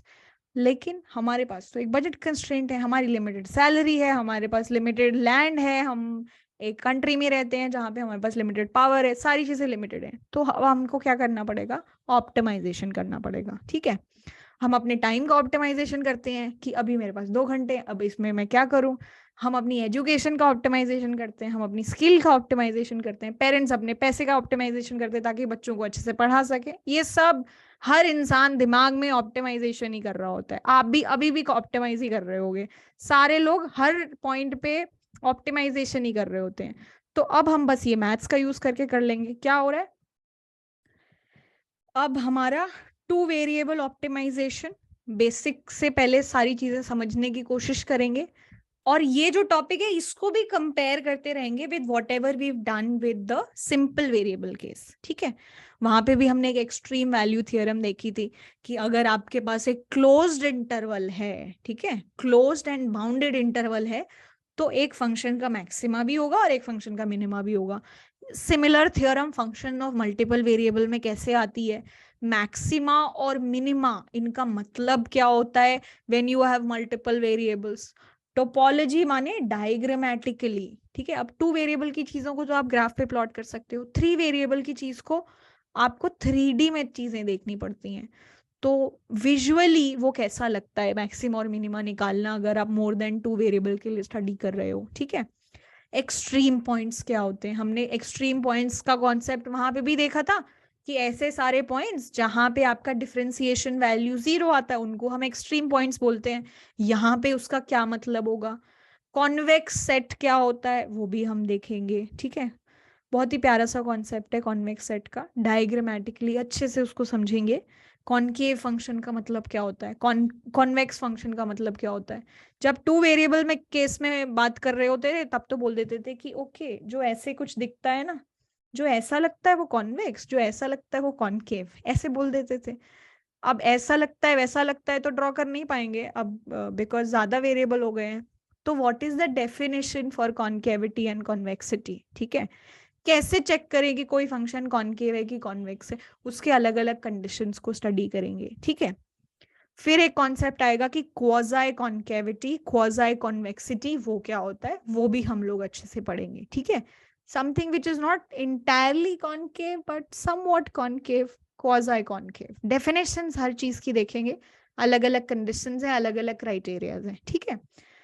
अब गाइज एक चीज और है, बिकॉज आप मल्टीपल वेरिएबल्स को स्टडी कर रहे हो तो बहुत बार जो है आपका सिस्टम कॉम्प्लेक्स हो जाता है, ठीक है। तो कई बार आपको मैट्रिक्स का यूज करना पड़ता है चीजों को सिंप्लीफाई करने के लिए। इसीलिए सबसे पहले मैट्रिक्स समझना जरूरी है जब भी आप अपने सिस्टम को कॉम्प्लेक्स कर रहे हो, ठीक है। So it is kind of a prerequisite for you to be able to understand rest of it. So guys, ये जो चीजें हैं unit 1, it is interconnected. Unit 1 is needed to be able to understand unit 2 properly, and unit 2 is needed to be able to understand unit 3 properly. So ये सारी चीजें sequential हैं. So you should also try and cover all those things sequentially. ऐसे they are not independent like some of the topics were in your semester 1, ठीक है। So ये पूरे sequence में हैं चीजें, तो आप भी उसको sequentially follow करोगे, so it will be easier to understand, ठीक है। So yeah, that is what our entire syllabus is. Linear algebra पढ़ेंगे, multiple variables में function के क्या क्या properties हैं या क्या क्या concepts हैं वो पढ़ेंगे, और फिर हम अपने economics के optimization के situation में आ जाएंगे, और फिर optimization करने के लिए क्या क्या चीजें चाहिए, क्या क्या tools चाहिए, वो सब हम लोग पढ़ेंगे। अपने main reference books हैं chapter Sitter and Hammond, chapter number 12 to 17, ये हमें entirety में करना है। कई बार क्या होता था, कुछ कुछ कॉन्सेप्ट्स अगर उनको नहीं, अगर यूनिवर्सिटी चाहती है कि कुछ कॉन्सेप्ट्स आप ना करो, पहले वो कुछ कॉन्सेप्ट्स को कट कर देते थे, ठीक है। और specifically they used to mention कि ये टॉपिक नहीं करना है, ये टॉपिक नहीं करना है, but this time everything is coming in its entirety, कुछ भी स्किप नहीं करना है। बुक में भी चाहे ऑप्शनल लिखा हो तो भी वो हमको करना है, ठीक है। So that is basically the direction that we will be taking, and we will not be skipping anything, ठीक है। I expect you to be very attentive in classes. कोई miss भी हो जाए, you will be getting the recordings and all of that, वो सब होने वाला है। But try to do things sequentially, try to not skip classes and try to not create any backlogs, because you also know a lot of subjects that you have. अगर backlog होने लग जाता है फिर pressure धीरे धीरे build up हो जाएगा, so that's not something that you would also want. So that's how we will be taking it forward, ठीक है। So इसके बाद we will be starting off with our concept for today.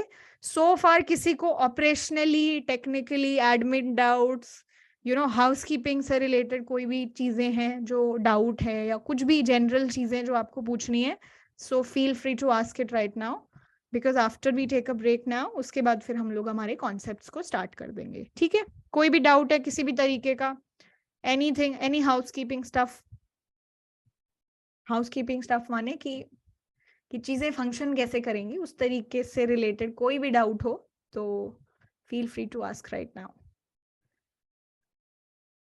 So I hope everybody is back, and after having this intense discussion regarding the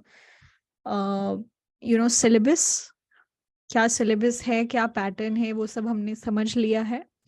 उसके बाद first of all जिस तरीके से classes होंगी वो क्या है, हम लोग कॉन्सेप्ट्स करेंगे, कॉन्सेप्ट्स को समझने के लिए क्वेश्चंस करेंगे, ठीक है। What is expected out of you कि आपकी बुक है सिटर एंड हैमंड, उसके आप प्रॉब्लम सॉल्व करो, ठीक है। हम लोग जो भी हमारा हर क्लास होगा उसमें कुछ पोर्शन डाउट सॉल्विंग के लिए हमेशा रखेंगे, ठीक है। एंड जो भी हमारे पास्ट ईयर्स से जिस भी पैटर्न के क्वेश्चंस हो सकते हैं from the topics that we have, वो भी हम लोग सॉल्व किया करेंगे, ठीक है। I am planning to make video solutions for the past years, ताकि एक लाइब्रेरी हमारे पास भी बनती रहे, और आपको जब भी रेफरेंस की ज़रूरत हो to solve the past year questions, you should have access to that. So I am working on that. So due course you'll start seeing the videos for your past year solution. So for every class, in case you might miss anything, you will have access to your recordings, you will have access to lecture notes, chapter notes also you will have. So lecture notes is what we make while we teach, and chapter notes are your notes for the chapters. So धीरे धीरे जैसे भी हमारे concepts cover होते रहेंगे, you will have access to those. One more thing, कुछ topics जैसे MME 2 पहले था, कुछ chapters, chapter 15, 16 and 17, they were also a part of your previous course. So in case, you know, किसी के college में somebody, you know, sometimes what might happen is teachers cover maybe the syllabus very first somehow, ठीक है, हो सकता है आपका कोई internal हो. So those videos will also be available for you to watch. वो सारे access by Monday everybody will be getting based on who are there in the class. ताकि you know in case आपको वो चीजें revisit करनी पड़े, class के पहले cover करनी पड़े, so you should have some content available. But हम लोग हमारी live classes में सारी चीजें करेंगे, ठीक है. So अगर किसी को जल्दी because of some internal है किसी का या कुछ project करना है, तो you can refer those videos. जो हमारा लीनियर अलजेब्रा है वो बिकॉज हम लोग पहले ही कर रहे हैं, सो वो हमारा पहले ही हो जाएगा, एंड उसके लिए there is no reference that is available. So या these are some of the things that will be there. And किसी के और सजेशंस हो, किसी भी तरीके की रिक्वायरमेंट हो, so feel free to you know contact me. I will be available and more than happy to entertain if that is feasible. Okay. So all right, ठीक है. चलो जी, अब हम स्टार्ट करते हैं. सबसे पहले लीनियर अलजेब्रा. लीनियर अलजेब्रा क्या होता है वो हमने देखा था, ठीक है. जब भी आप सिस्टम ऑफ लीनियर इक्वेशंस को स्टडी करते हो, तो the field of that study is called linear algebra, right. ठीक है. जब बहुत सारे वेरिएबल्स आपके पास हैं, when you have multiple variables, right, and when you have multiple equations governing those variables, it's easier to take help of you know concepts like vectors, matrix and all of that, ताकि आप उसको अच्छे से solve कर पाओ अपने complicated और complex से सिस्टम को. Okay ma'am, can you speak a bit loud if comfortable? Guys, is the volume fine? I'm not sure. Is the volume okay? All fine, no need, all volume fine, fine, perfect. Okay. It's audible. Okay. I'll try to be more closer to this and maybe a little bit louder. ठीक है, okay. ठीक है जी, चलो. तो क्या बोल रहे हैं हम? Okay, all good. ओके, तो व्हाट आर वी सेइंग? जब हम कोई भी कॉम्प्लेक्स स्टडी करते हैं, when we have multiple equations, बहुत सारी इक्वेशंस हैं जो किसी भी फिनोमेना को गवर्न कर रही हैं, और बहुत सारे वेरिएबल्स हैं जो एक साथ पढ़ने हैं, राइट.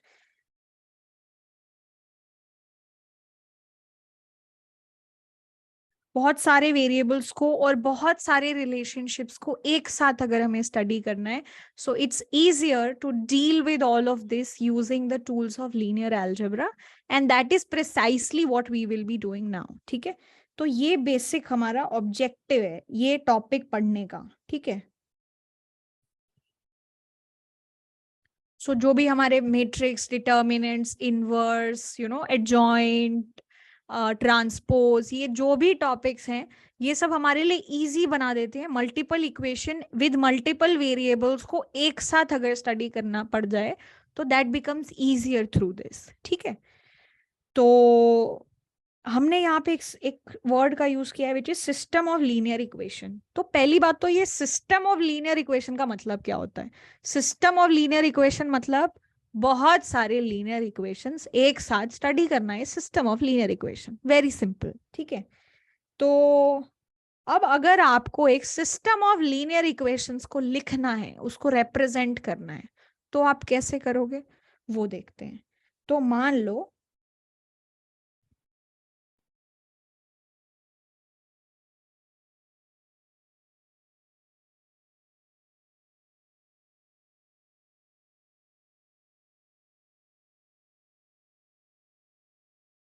ठीक है, सिस्टम ऑफ लीनियर इक्वेशन माने you have multiple equations with multiple variables. मान लो आपके पास कितने वेरिएबल्स हैं, let's say you have n variables, या फिर इसको कह सकते हैं n अननोन्स। n ऐसी वैल्यूज हैं जो आपको मालूम नहीं है, दे आर अननोन्स। ठीक है, जिसको हम लोग कैसे रिप्रेजेंट करते हैं यूजुअली, कि ये मेरा पहला अननोन है, ये मेरा दूसरा अननोन है, ऐसे मेरे ये n अननोन्स हैं। ठीक है, कोई प्रॉब्लम अभी तक?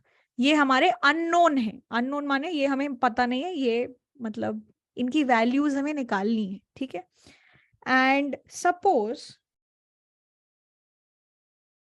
आपके पास कितने इक्वेशंस हैं, कितने तरीके के रिलेशनशिप्स हैं, you have m linear equations.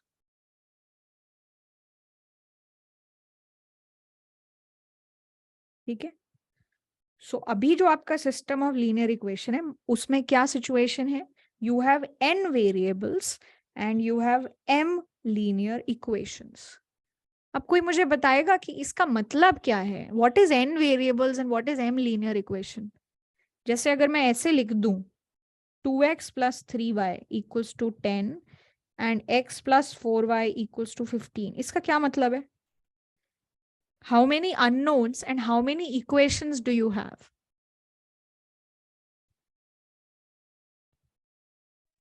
How many unknowns? I have two equations. Two equations. दो अननोन है और दो इक्वेशन है। जो चीजें अननोन है वो x एंड y, और इक्वेशन कितने हैं? दो। अगर ये एक इक्वेशन और ऐड कर दिया 3x plus 2y equals to 18, तो ये कितने इक्वेशंस हो गए?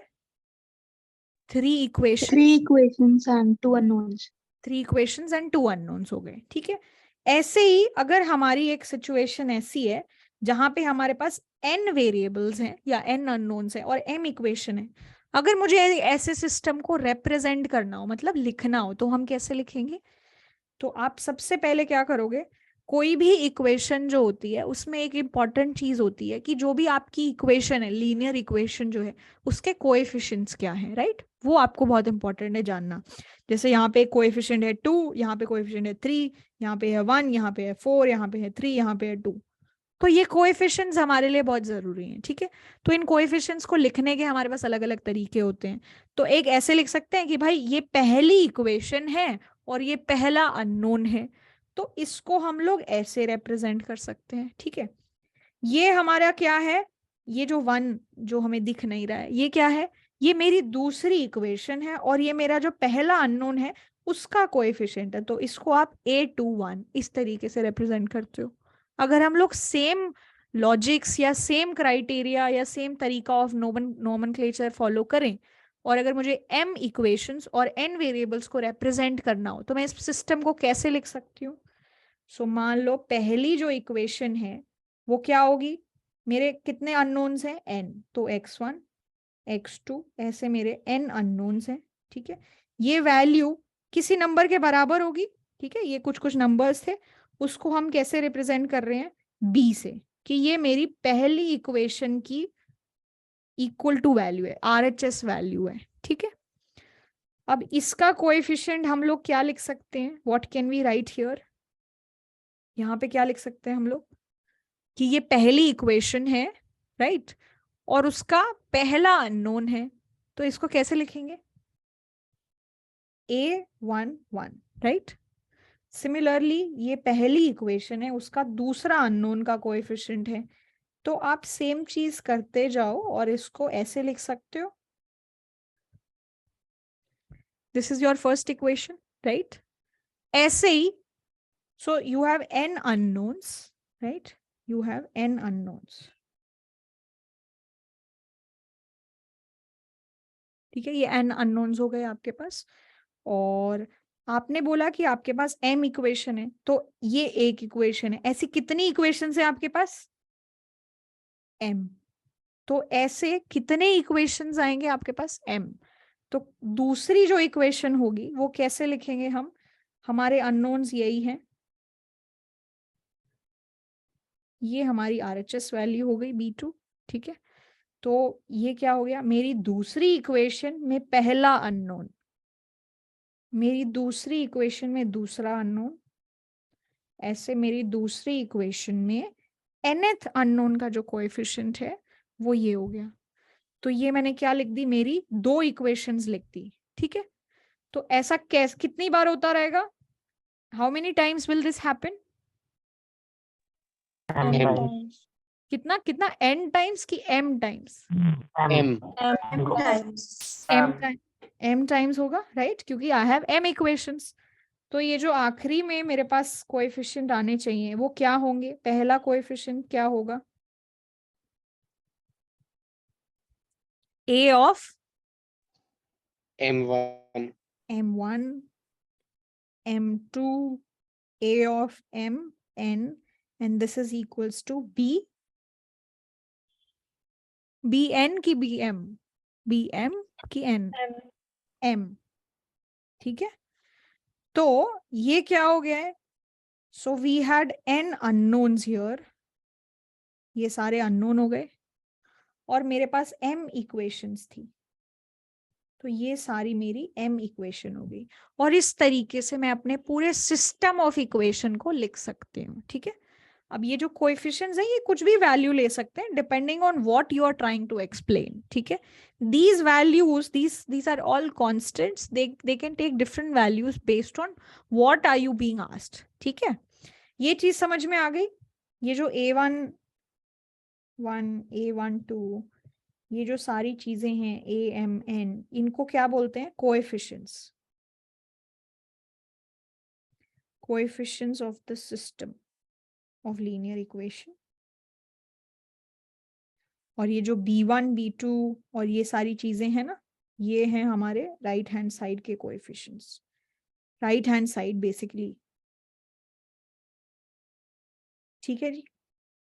यहां तक कोई प्रॉब्लम, सब बढ़िया, सबको समझ में आ गया है क्या किया है अभी तक, कॉम्प्लिकेटेड तो नहीं लग रहा है, ऑल गुड सो फार, चलो परफेक्ट। सिर्फ एक ही इंसान को समझ में आया, बाकी तो हवा हो गया सब, ऑल गुड, चलो ठीक है, okay perfect, all right, thank you guys, okay चलो जी।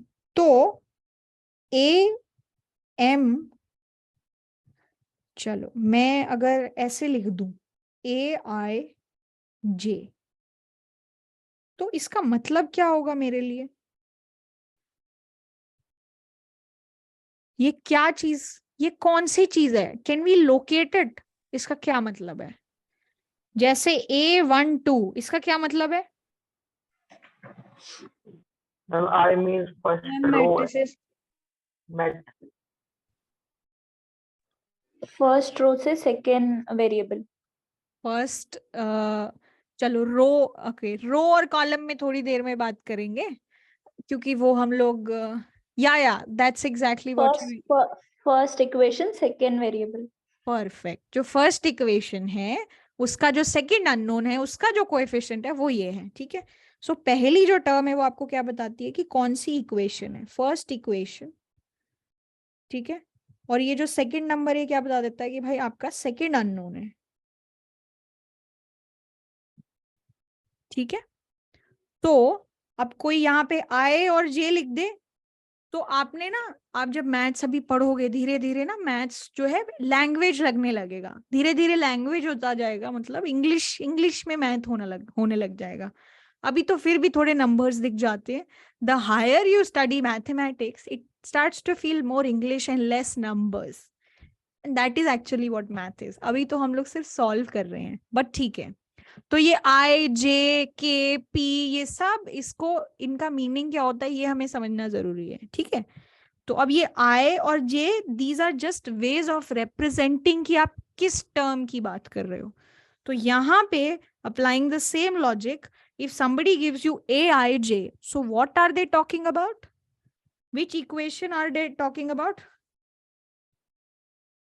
ith इक्वेशन के बारे में एंड jth अननोन के बारे में। उसका जो कोएफिशिएंट है उसको हम लोग AIJ बोलेंगे, ठीक है। तो इस चीज को हमें ध्यान रखना है, ठीक है। ओके जी, तो ये तो हो गया कि भाई सिस्टम को रिप्रेजेंट कैसे करते हैं, हर एक टर्म जो है उसका मीनिंग क्या होता है। ये हमारी राइट हैंड साइड है, ये हमारे n अननोन्स हैं, ये m इक्वेशंस हैं, और ये उनके रिस्पेक्टिव कोएफिशिएंट्स हैं, ठीक है। चलो जी, बहुत बढ़िया। अब ये सारी वैल्यूज जो है ये अननोन है, मतलब आपको इनकी वैल्यू नहीं पता, तो आपका ऑब्जेक्टिव हमेशा क्या होता है कि भाई ये जो सिस्टम ऑफ इक्वेशन है, कहीं ना कहीं मुझे इनकी ये जो अननोन है इनकी वैल्यू इनकी वैल्यू पता होनी चाहिए। We are always looking out for the solution for this system, right. तो what is the solution, what is a solution of such a system of equation?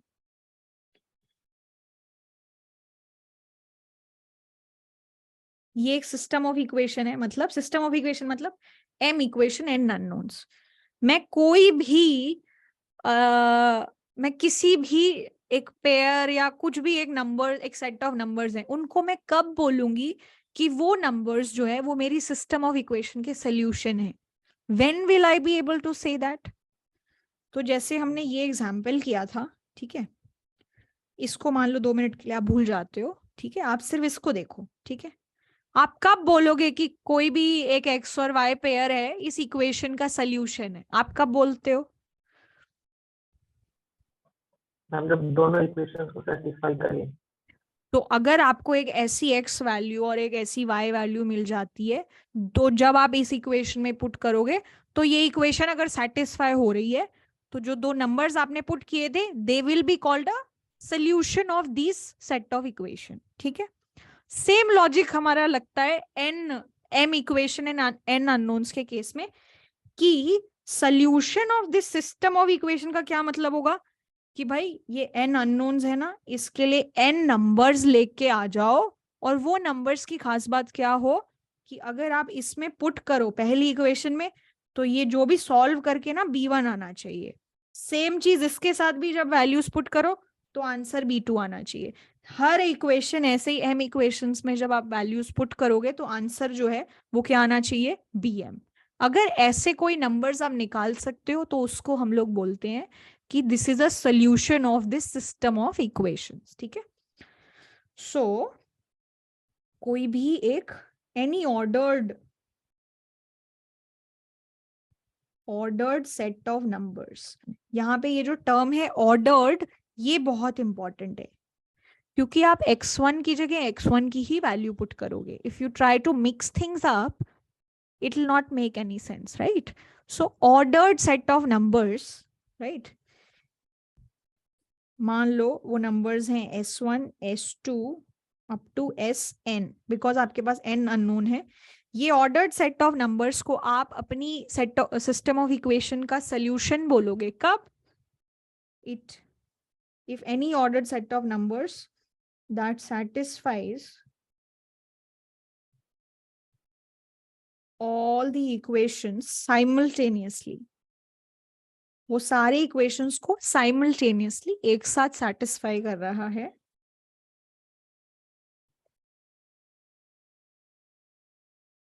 अगर ऐसा कुछ है, ठीक है, any order set of numbers that satisfies all the equation simultaneously, जब आप x1 की वैल्यू s1 रखते हो, x2 की वैल्यू s2 रखते हो, ऐसे ही xn की वैल्यू अगर sn रखते हो, और ये सारी इक्वेशंस जो है एक साथ सेटिस्फाई हो जाती हैं, तो ये जो ऑर्डर्ड सेट ऑफ नंबर्स है this will be called a solution, ठीक है। तो ये जो ऑर्डर्ड सेट ऑफ नंबर्स है इसको आप सोल्यूशन बोलोगे, ठीक है, दिस इज अ सोल्यूशन, ठीक है। ऑर्डर बड़ा इंपॉर्टेंट है यहाँ पे, ठीक है जी। सोल्यूशन का क्या डेफिनेशन है, क्या मतलब है, ये समझ में आ गया? ठीक है, are we all good so far?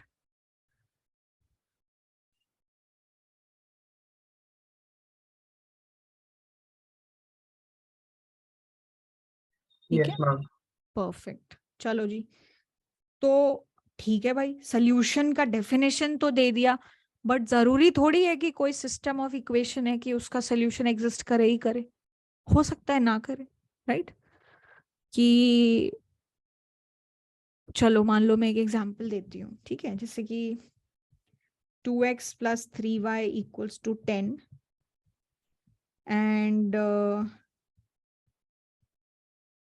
2x plus 3y equals to 15. क्या इसका कोई सोल्यूशन एग्जिस्ट करता है?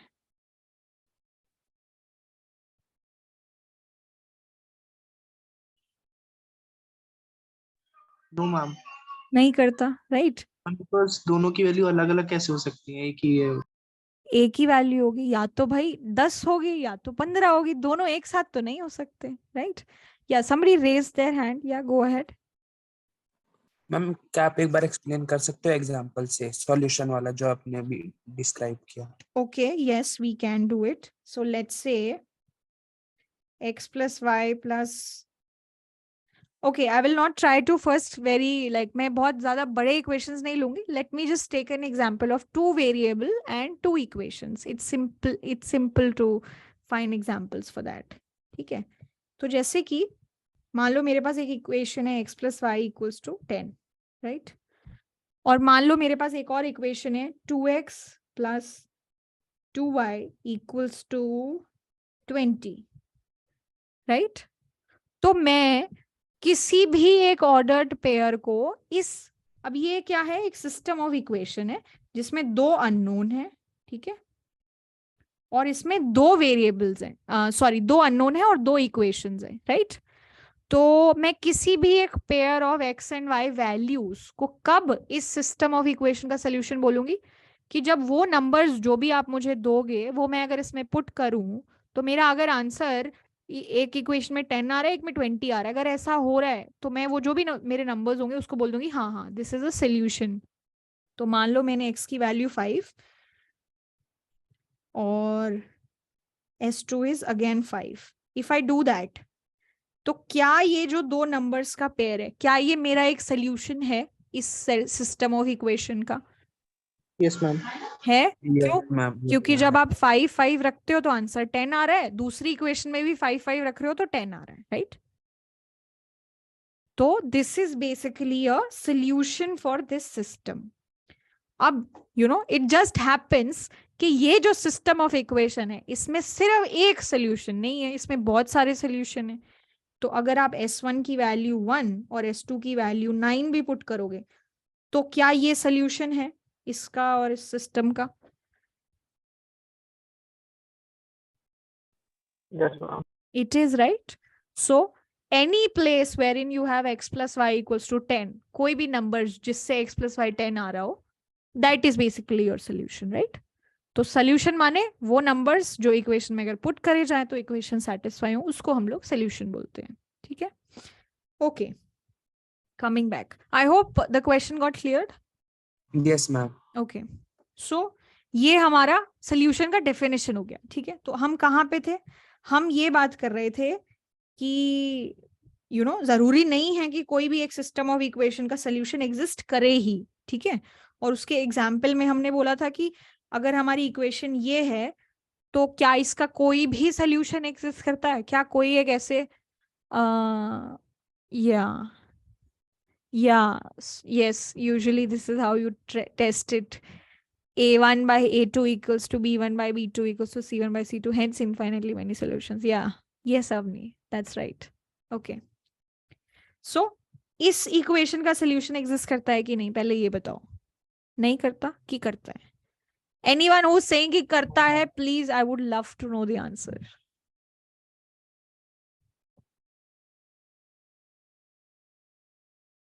ओके, नहीं करता है, राइट? क्योंकि मान लो ये इक्वल टू 10 आ गया, राइट? मान लो एक ऐसे नंबर्स आप लेके आ गए कि ये 10 वैल्यू आ गई, तो फिर ये वैल्यू भी 10 ही होगी, and 10 is not equal to 15. You will never be able to find any numbers such that these two equation hold. तो इससे हमें क्या पता चलता है कि आपका जो सिस्टम ऑफ इक्वेशन है उसमें सोल्यूशन हो भी सकता है एक सोल्यूशन हो सकता है इनफाइनाइट सोल्यूशन हो, राइट? सो बहुत अलग अलग पॉसिबिलिटीज बन सकती हैं, तो उसके लिए अलग अलग टर्म्स हैं हमारे पास, ठीक है, कि you have a system of linear equations है, ठीक है, you have a system of linear equations. Okay जी, अब इसके साथ सिस्टम क्या है? सिस्टम ये है कि मान लो इसका कोई भी सोल्यूशन नहीं है, no solution. If you have a system of linear equation and there is no solution to that system, और हो सकता है कि उसका कोई सोल्यूशन हो, एक सोल्यूशन हो, दो हो, चार हो, इनफाइनाइट हो, कुछ भी हो, ठीक है, उसको हम लोग क्या बोलेंगे कि भाई एक एटलीस्ट कम से कम एक सोल्यूशन तो है, एटलीस्ट वन सोल्यूशन एग्जिस्ट। ये दो सिचुएशंस हो सकती हैं, इसके अलावा कोई और सिचुएशन हो सकती है क्या? Okay, Shaurya Singh, ma'am can an equation B invalid? Shaurya, what would that mean? Equation invalid होने का क्या मतलब होगा?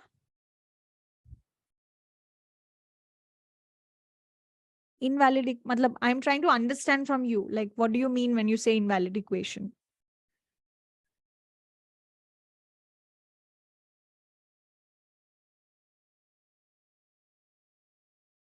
Invalid equation, I don't know what invalid equation is. It'd be great if you could tell me.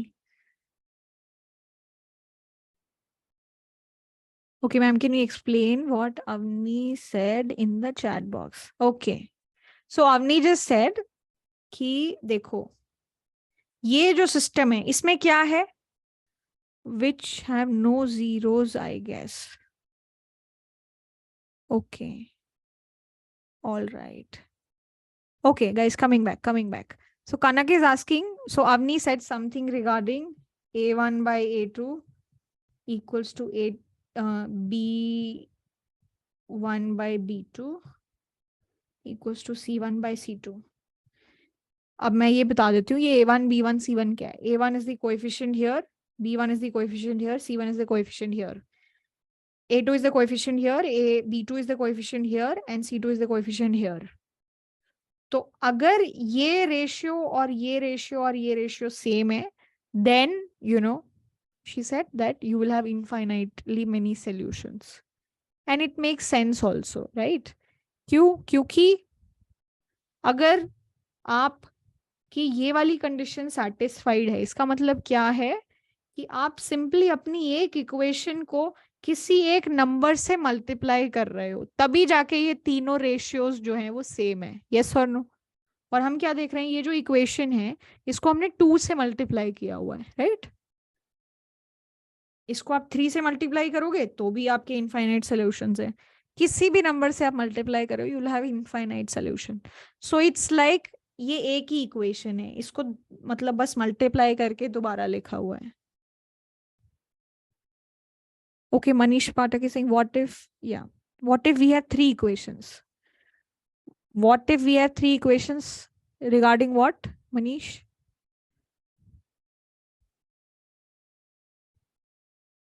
Okay, if 2 equations have different outputs, then they are invalid. Can this be possible with a single equation? Okay, you're saying A1 by E2. That is a situation of जब हम multiple equations के बारे में बात करेंगे तब एक concept आएगा लीनियर इंडिपेंडेंस का, तब जाके हम इस चीज को डिस्कस करेंगे, क्योंकि दैट टेल्स यू कि आप बाकी ऊपर वाली इक्वेशंस का यूज करके क्या तीसरी इक्वेशन, चौथी इक्वेशन बना सकते हो. अगर ऐसा है तो then you tend to have multiple solutions. So we will come to that, Manish. Shaurya saying if you have if 2 same equations have different outputs, okay, then they are invalid. Can this be possible with a single equation? Single equation का तो answer एक ही होगा, उसके 2 answer तो कैसे ही होंगे, right?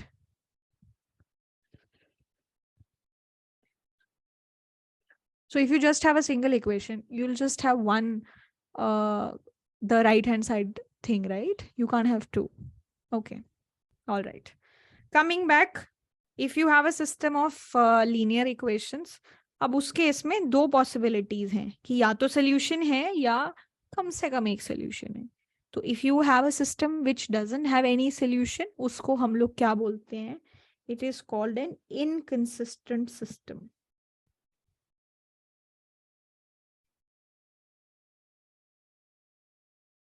ठीक है, इनकंसिस्टेंट मतलब ऐसे इक्वेशंस ला दिए जिनमें से सोल्यूशन आ ही नहीं रहा है. So the system is not consistent, it is inconsistent. ठीक है, if you have at least one solution, that system of equation is called consistent. ठीक है, कंसिस्टेंट.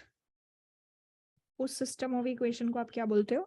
कंसिस्टेंट. ठीक है, ये टर्मिनोलॉजी है जो यूज होती है, तो टर्मिनोलॉजी मतलब you should have it in your mind. ठीक है, so far so good, everybody okay.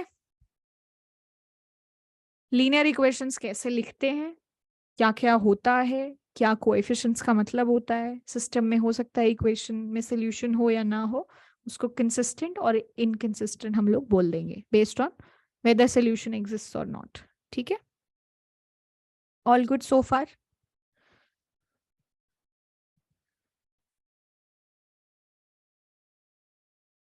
All good. Okay. All right. So let me just give you a quick 5 minutes introduction to the Leontief model, and we will continue. I think we are very close to the time. So we will just continue rest of it in our tomorrow's class. Again, same time, 4 p.m. ठीक है? I'll just give you the introduction of Leontief model. होता क्या है? Ma'am, please also tell about unique solution. Unique solution में, if you have unique solution, that means you have one solution. So it also falls under the category of having at least one solution. तो उसको भी आप consistent बोलोगे. So this has one or infinite both involved. ठीक है? Okay.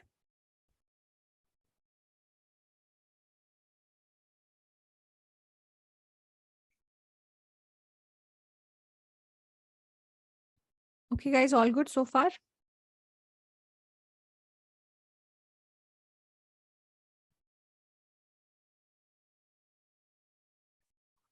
Manish Yadav, class everyday नहीं होगा, class Saturday Sunday होगा. सब बढ़िया. Okay.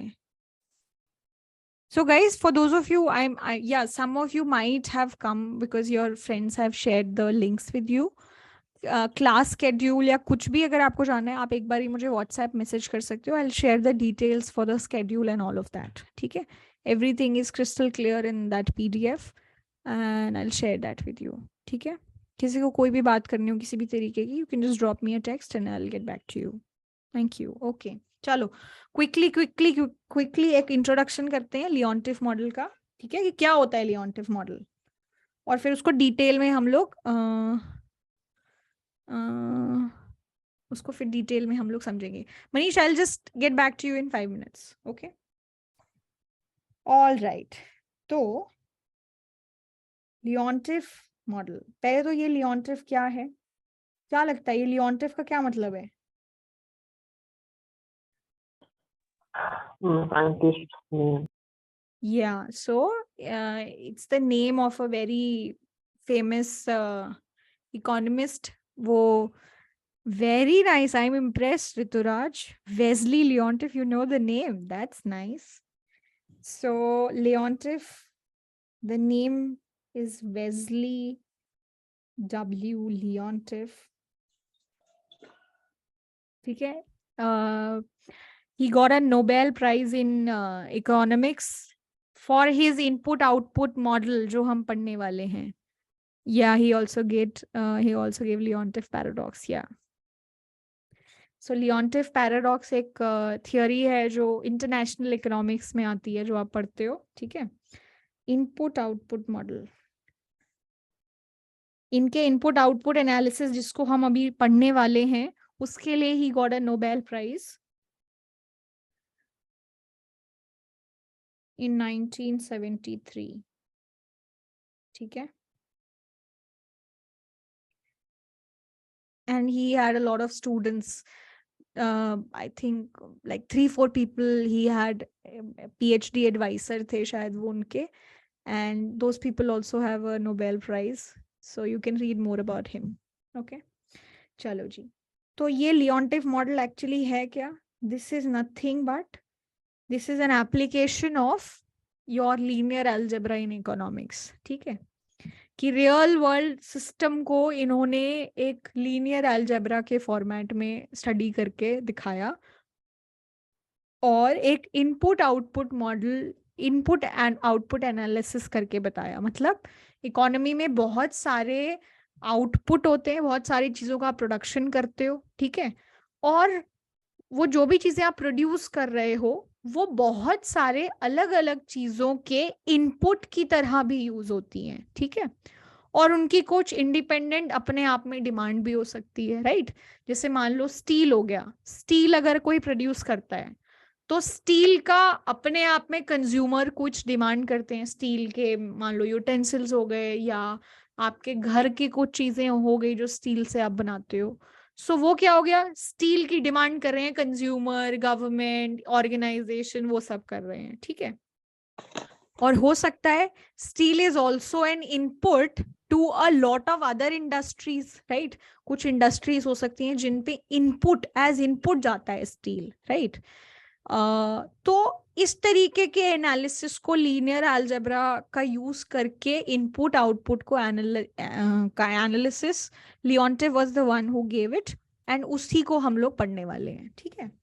So the input output model we will be studying.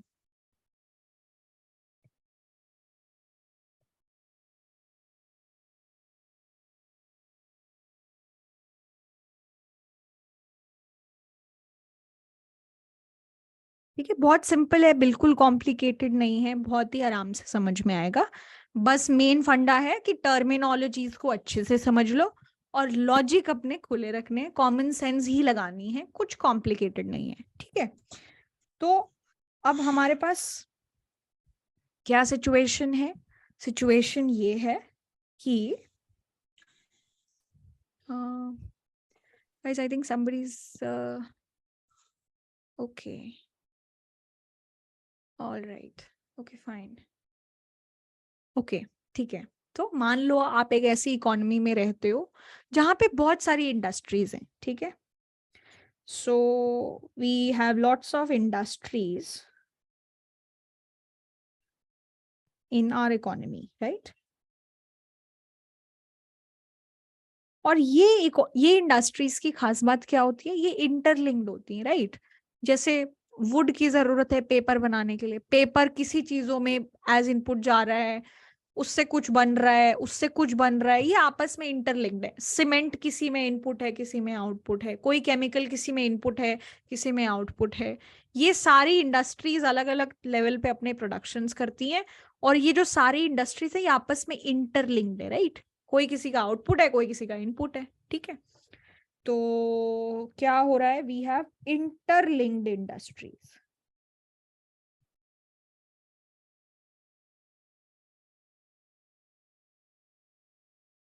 ठीक है, इसका मतलब है कि हर इंडस्ट्री एज इनपुट बाकी किसी शायद इंडस्ट्री के आउटपुट को यूज करती है अपने इनपुट के लिए, ठीक है।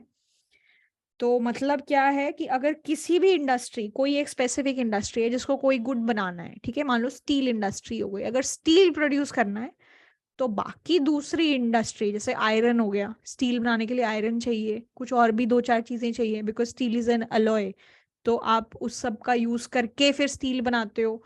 फिर शायद कोयला भी चाहिए, बर्न करके ही ये सब अलॉय बनते हैं, तो कोल भी चाहिए, फिर बाकी आयरन भी चाहिए, फिर और बहुत सारी चीजें चाहिए, उसका यूज करके फिर स्टील बनता है, ठीक है। सो क्या हो रहा है, टू प्रोड्यूस द गुड्स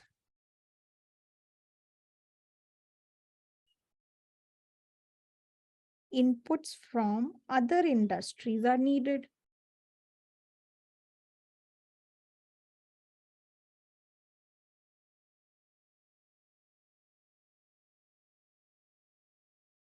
ठीक है, तो ठीक है, इस तरीके के सिस्टम की हम बात कर रहे हैं कि मान लो स्टील इंडस्ट्री है, आयरन इंडस्ट्री है और पेपर इंडस्ट्री है। ओके, या okay, all right. So iron industry, बहुत सारी इंडस्ट्रीज हैं, कोई भी एक इंडस्ट्री में अगर आपको प्रोडक्शन करना है तो बाकी इंडस्ट्रीज के जो आउटपुट है वो आप यूज कर सकते हो एज इनपुट्स, ठीक है। तो ये जो मॉडल है इसकी खास बात क्या है कि ये सारी जो इंडस्ट्रीज इंटरलिंक्ड हैं और आपकी इकोनॉमी में कुछ प्रोडक्ट्स की फाइनल डिमांड भी होती है, उस पूरे सिस्टम को आप एक साथ पढ़ते हो, क्या होता है, कैसे डिटेल में होता है, वो सब हम लोग अच्छे से आराम से we will start off with that tomorrow, ठीक है। एंड या no point getting into the details because हमारा फ्लो ब्रेक होने ही वाला है, ठीक है। सो ओके, सो एक इस तरीके की इकोनॉमी को स्टडी करेंगे जहाँ पे इंडस्ट्रीज आपस में लिंक्ड हैं, ठीक है, और उसमें कितना प्रोडक्शन हो रहा है, अलग अलग आउटपुट्स अलग अलग इंडस्ट्रीज के गुड्स का, वो कैसे पता करें, that is what will be our agenda for tomorrow. And then we'll start off with vectors, matrix and all of that. So we have started with chapter 12 tomorrow. This is also a part of chapter 12. So Samyata is saying, ma'am, will we practice questions tomorrow? Yes. So Leontief model ko hum log solve karenge using numericals. Yes. Okay guys, I think now is a good time to stop. It's anyways close to 2.5 hours. So let's stop here for today. And same time tomorrow, I'll meet all of you at 4 p.m. And yeah, all the details and everything will be shared with you. Like tomorrow, it'll just take some time. Monday tak aapko sari cheezein share kar di jayenge so that, we are kind of stable in terms of the strength and all. Then everything will be shared with you. Me saying, ma'am, I joined late, I was stuck somewhere. Okay, so no worries, guys. The first lecture was anyways a demo class. This will be uploaded on YouTube, so everybody can watch it. So you don't have to worry about it. You guys have cooperated quite a bit, and you've been very, very active. So I really appreciate you all doing that. Thank you so much. I hope to see all of you again tomorrow. So thank you so much and have a good rest of your weekend. Thank you.